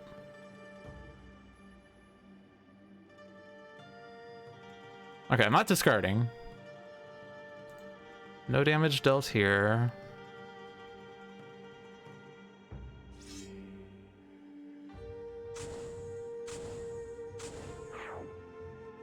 No damage here.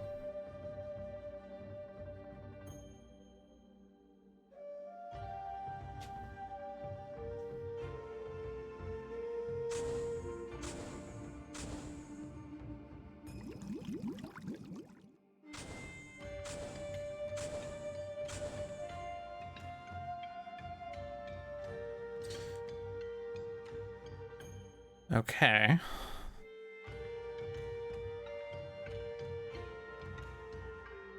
We could draw Shinobi Assassin and Shinobi Assassin kills True Shot. We could play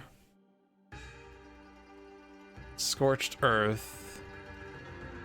Scorched Earth kills True Shot.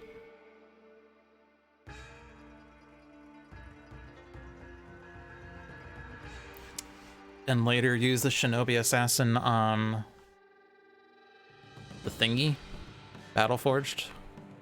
We have this other Shinobi Assassin that can take the Battleforged damage. But then we have to juggle 2 Shinobi Assassins. Still have to play Throat Jab on Capitan.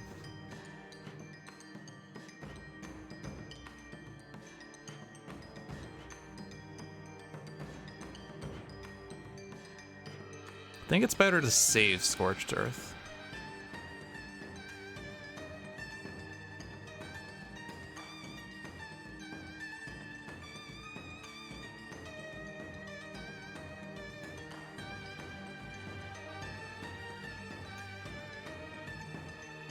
So I could just draw 3 on someone that wants draw 3. I think Unity's fine. Wraith has things to do. Haka was, as Migrant Peace said, crying in 0 cards and Ra has stuff, so Haka draws.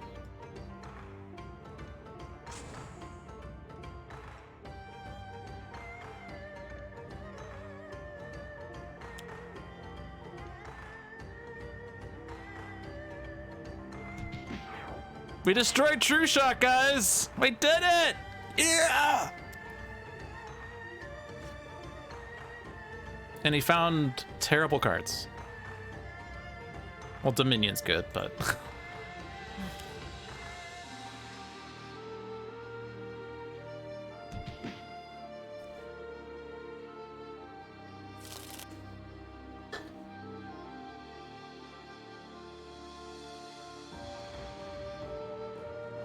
The minion actually doesn't do that much. Oh, true. Yeah, Master of the Temple does destroy itself. You're right. Shinobi Assassins don't ever get destroyed. But yeah, Master of the Temple is self-destroy.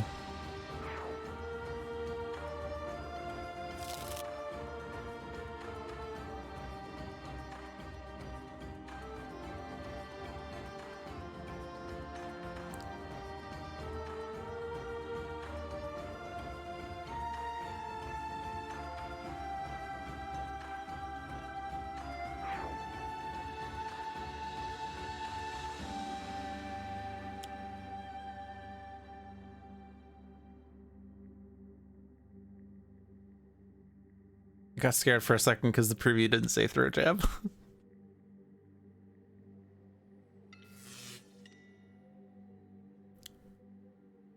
Aggression modulator on the dragon, yes. So if Capitan doesn't flip, then she doesn't put a thing into play. And if this is always hitting Shinobi Assassins, that's really good.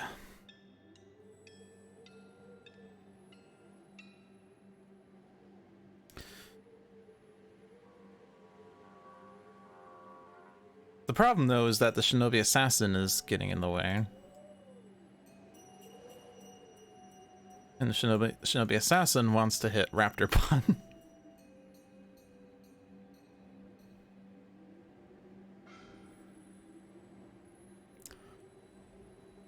And we can't exactly stop that. It would do 2 damage, but it is enough, because we don't have another Mega Computer access right now. This does do 6 damage. We could probably just take out Battleforged. The problem is that True Form does hit one of us instead. Either we have True Form hit Battleforged, or True Form hits someone. Which is currently either Unity or Wraith.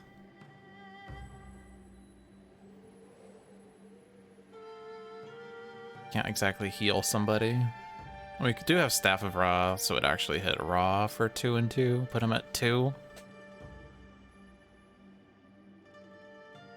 And there's almost like no reason to destroy True Form because that's just gonna come back into play. Like, there's 3 cards. There are 3 chances at Master of the Temple coming back. Also a chance that a Shinobi Assassin is finally revealed and kills someone probably. We're gonna need to get more Mega Computers. We're gonna need to do that. Or just win before we die. How about that? I'm gonna put this on Unity and then we'll evaluate them. Because we don't have to draw it. Alright, deck manipulation. So, ship comes back, or Mabel.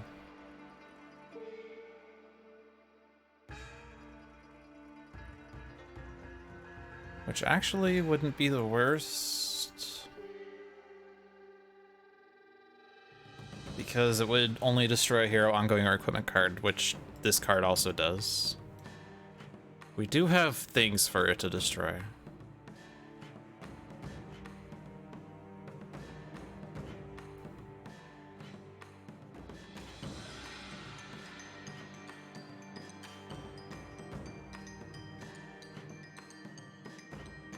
The ship coming back is what's bad, but we're not going to be able to prevent this forever. Because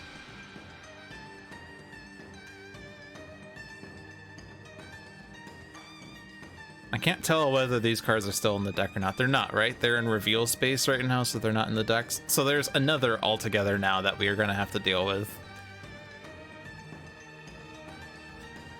I think getting Maple is fine.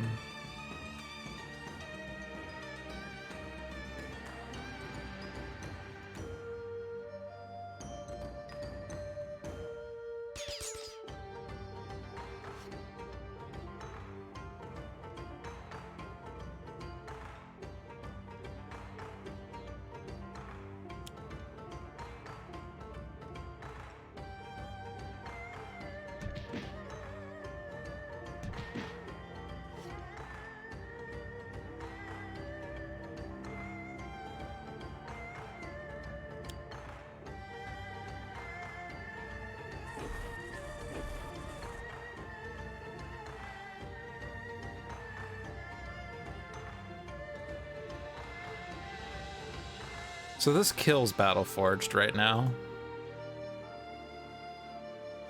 So we're just gonna let it kill Battleforged, so Unity doesn't draw.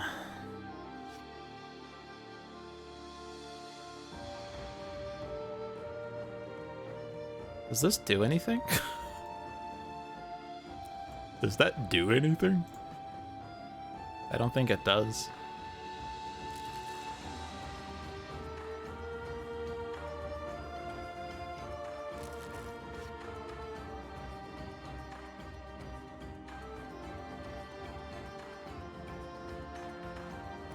So I'm not drawing here. I'm not drawing. Hasty augment on...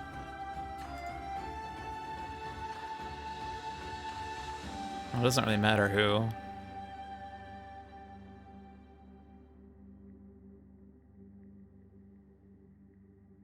If I do another stun bolt.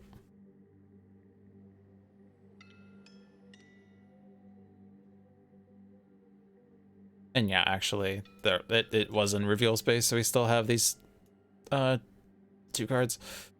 If I do it on Capitan, deals the hero at the highest 1.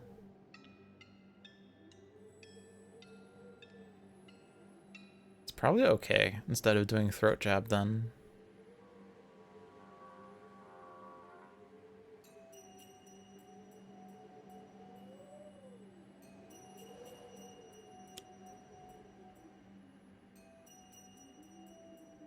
We're almost at a place where I feel comfortable.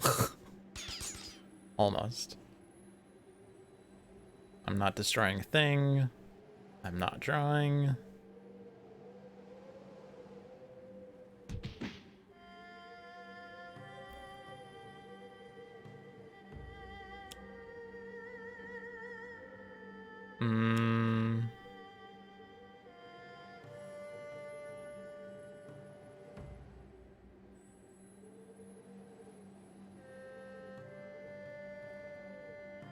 So this kills Battleforged, and then Resurrection Ritual puts it into play. Great.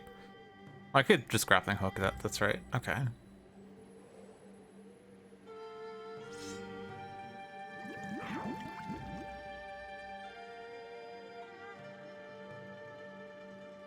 This plays a card. Oh no. So if it does play Battleforged, it would go after Raptorbot. Unless we were to ping Shinobi somehow.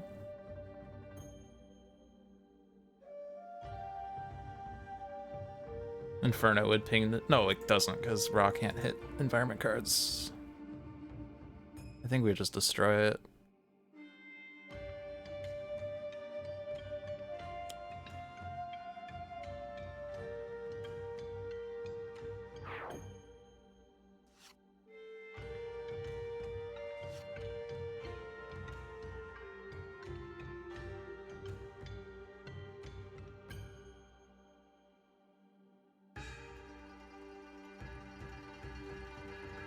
If Haka plays Vitality Surge, then Capitan hits Haka for 0.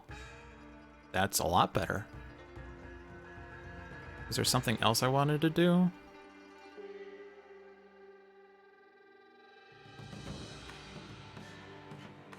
I don't think so.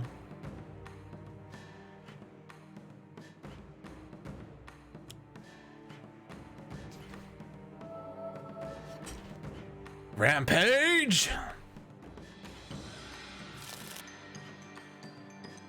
Zeros.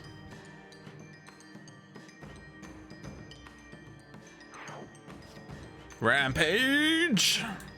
Zeros.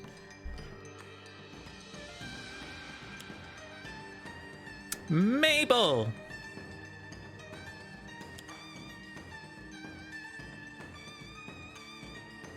Oh, that discarded all the other cards. That's potentially really good. I didn't notice that it discards cards. That's gonna shuffle the shit back into the deck. But it does mean reveal doesn't work, right? Because if there's an empty deck, reveal doesn't shuffle it. Right? Can we just win? How many equipments do we have? 6. Inventory barrage will do 12. We can play that on the environment turn so we can play more stuff so don't destroy Wraith stuff.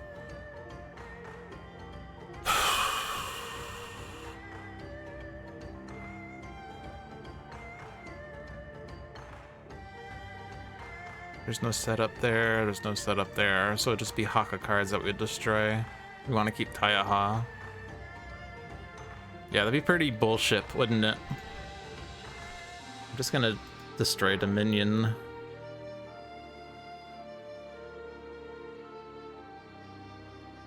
And Mare?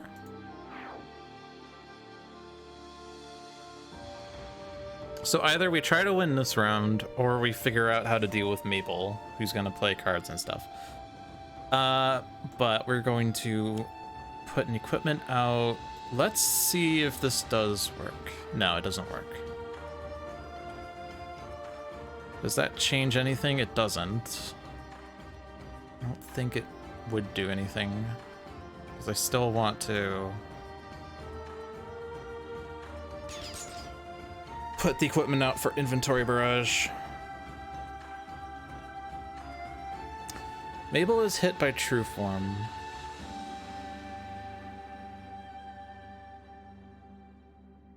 Or, and bear with me on this, Rampage.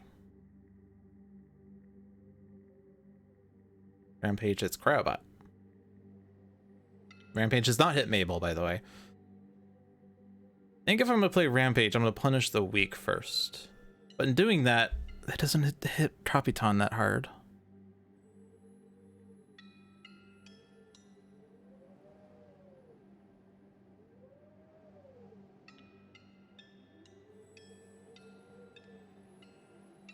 What if I play Rampage twice? Play Staff with Raw? Raw survives? I mean, if we win, it doesn't matter who dies. The ends justify the means. Also, it would be the second Raw sacrifice of the stream, which would be impressive.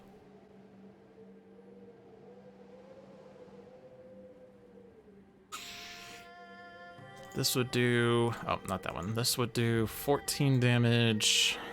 2 rampages do 5 damage each, so 10, so 24. Capitan's down to 8.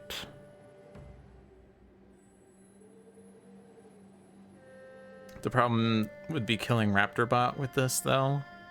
And Raptorbot is 3 damage.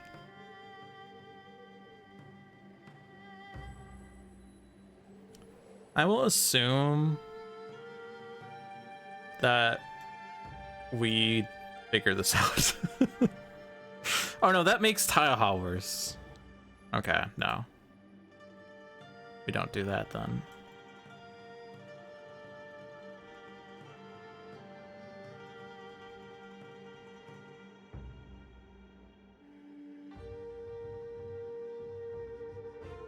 Haka of shielding? Question mark?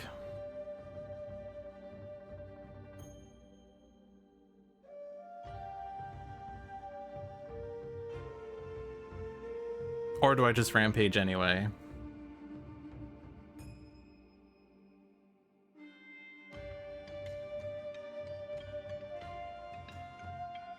If I rampage, we lose the Raptor bot, so we lose 3 damage, but we do 5 damage to Capitan, and we can rampage a second time on the environment turn.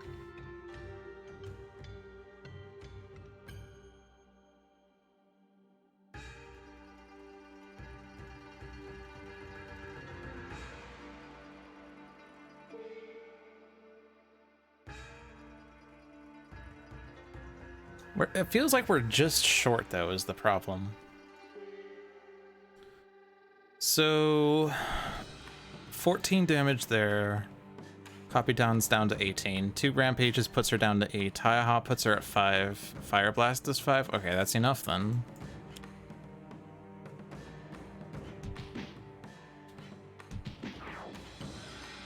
Oh no!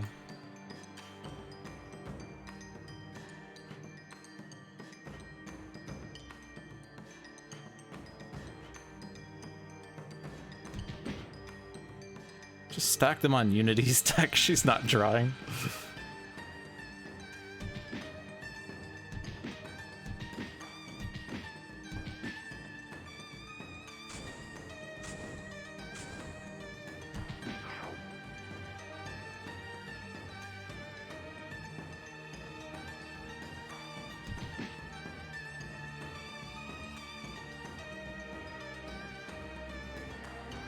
Now, do I take out True Form? Let's say no. It doesn't matter.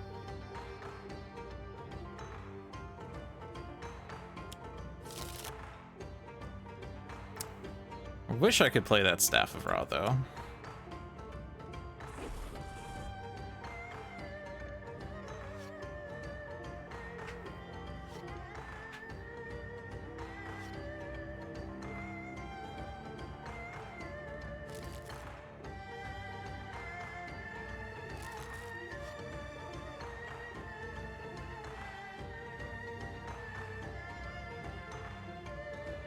Very exciting turn for Unity.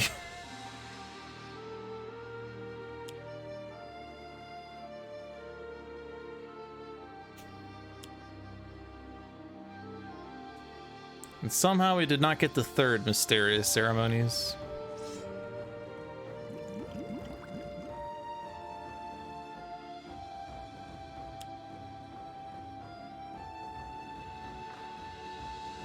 Wait, are we actually still short? No, we're not. Okay. It's 14 damage here. I thought it was 12.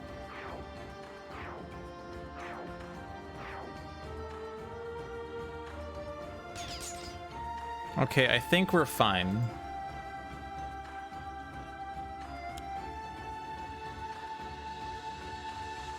And it's also sort of nice timing on the music finale here. The music just wrapped up at the perfect spot. I love it when that happens. Whew. Oh my gosh. I did not expect to win that one. I did not expect to be able to overwhelm the villains. Especially because, what? We were at the point where Wraith and Haka had 3 HP each, and we were 2 heroes in cap that were trying to revive and not take any damage, and we somehow didn't die. Oh my gosh. Well, games like this is what makes Sentinels really fun. You know, when I started this game, I was a mere boy, but I have developed into an adult. I am now a man. But yeah, I love games like that. It's good that I didn't resign in protest, but you don't end my game, I end my game. But yeah, Jesus, that was brutal. Well, thanks for watching, everyone. It is definitely time for me to end the stream here. Thankfully, the internet didn't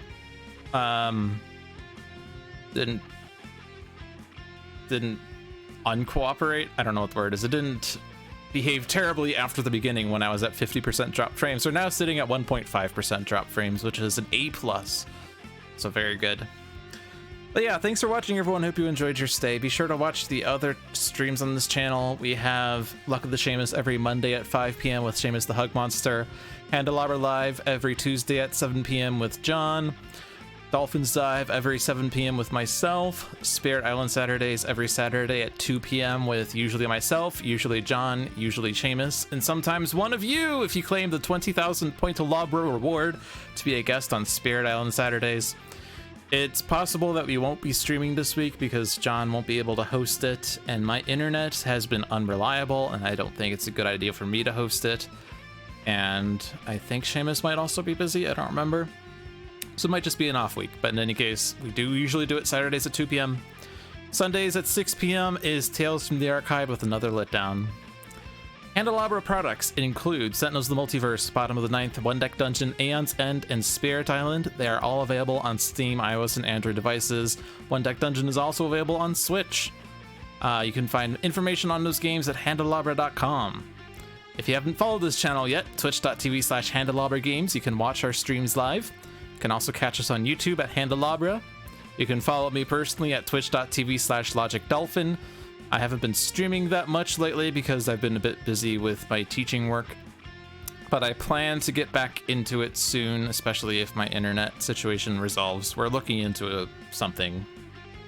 Not sure if it will work, but we're looking into something.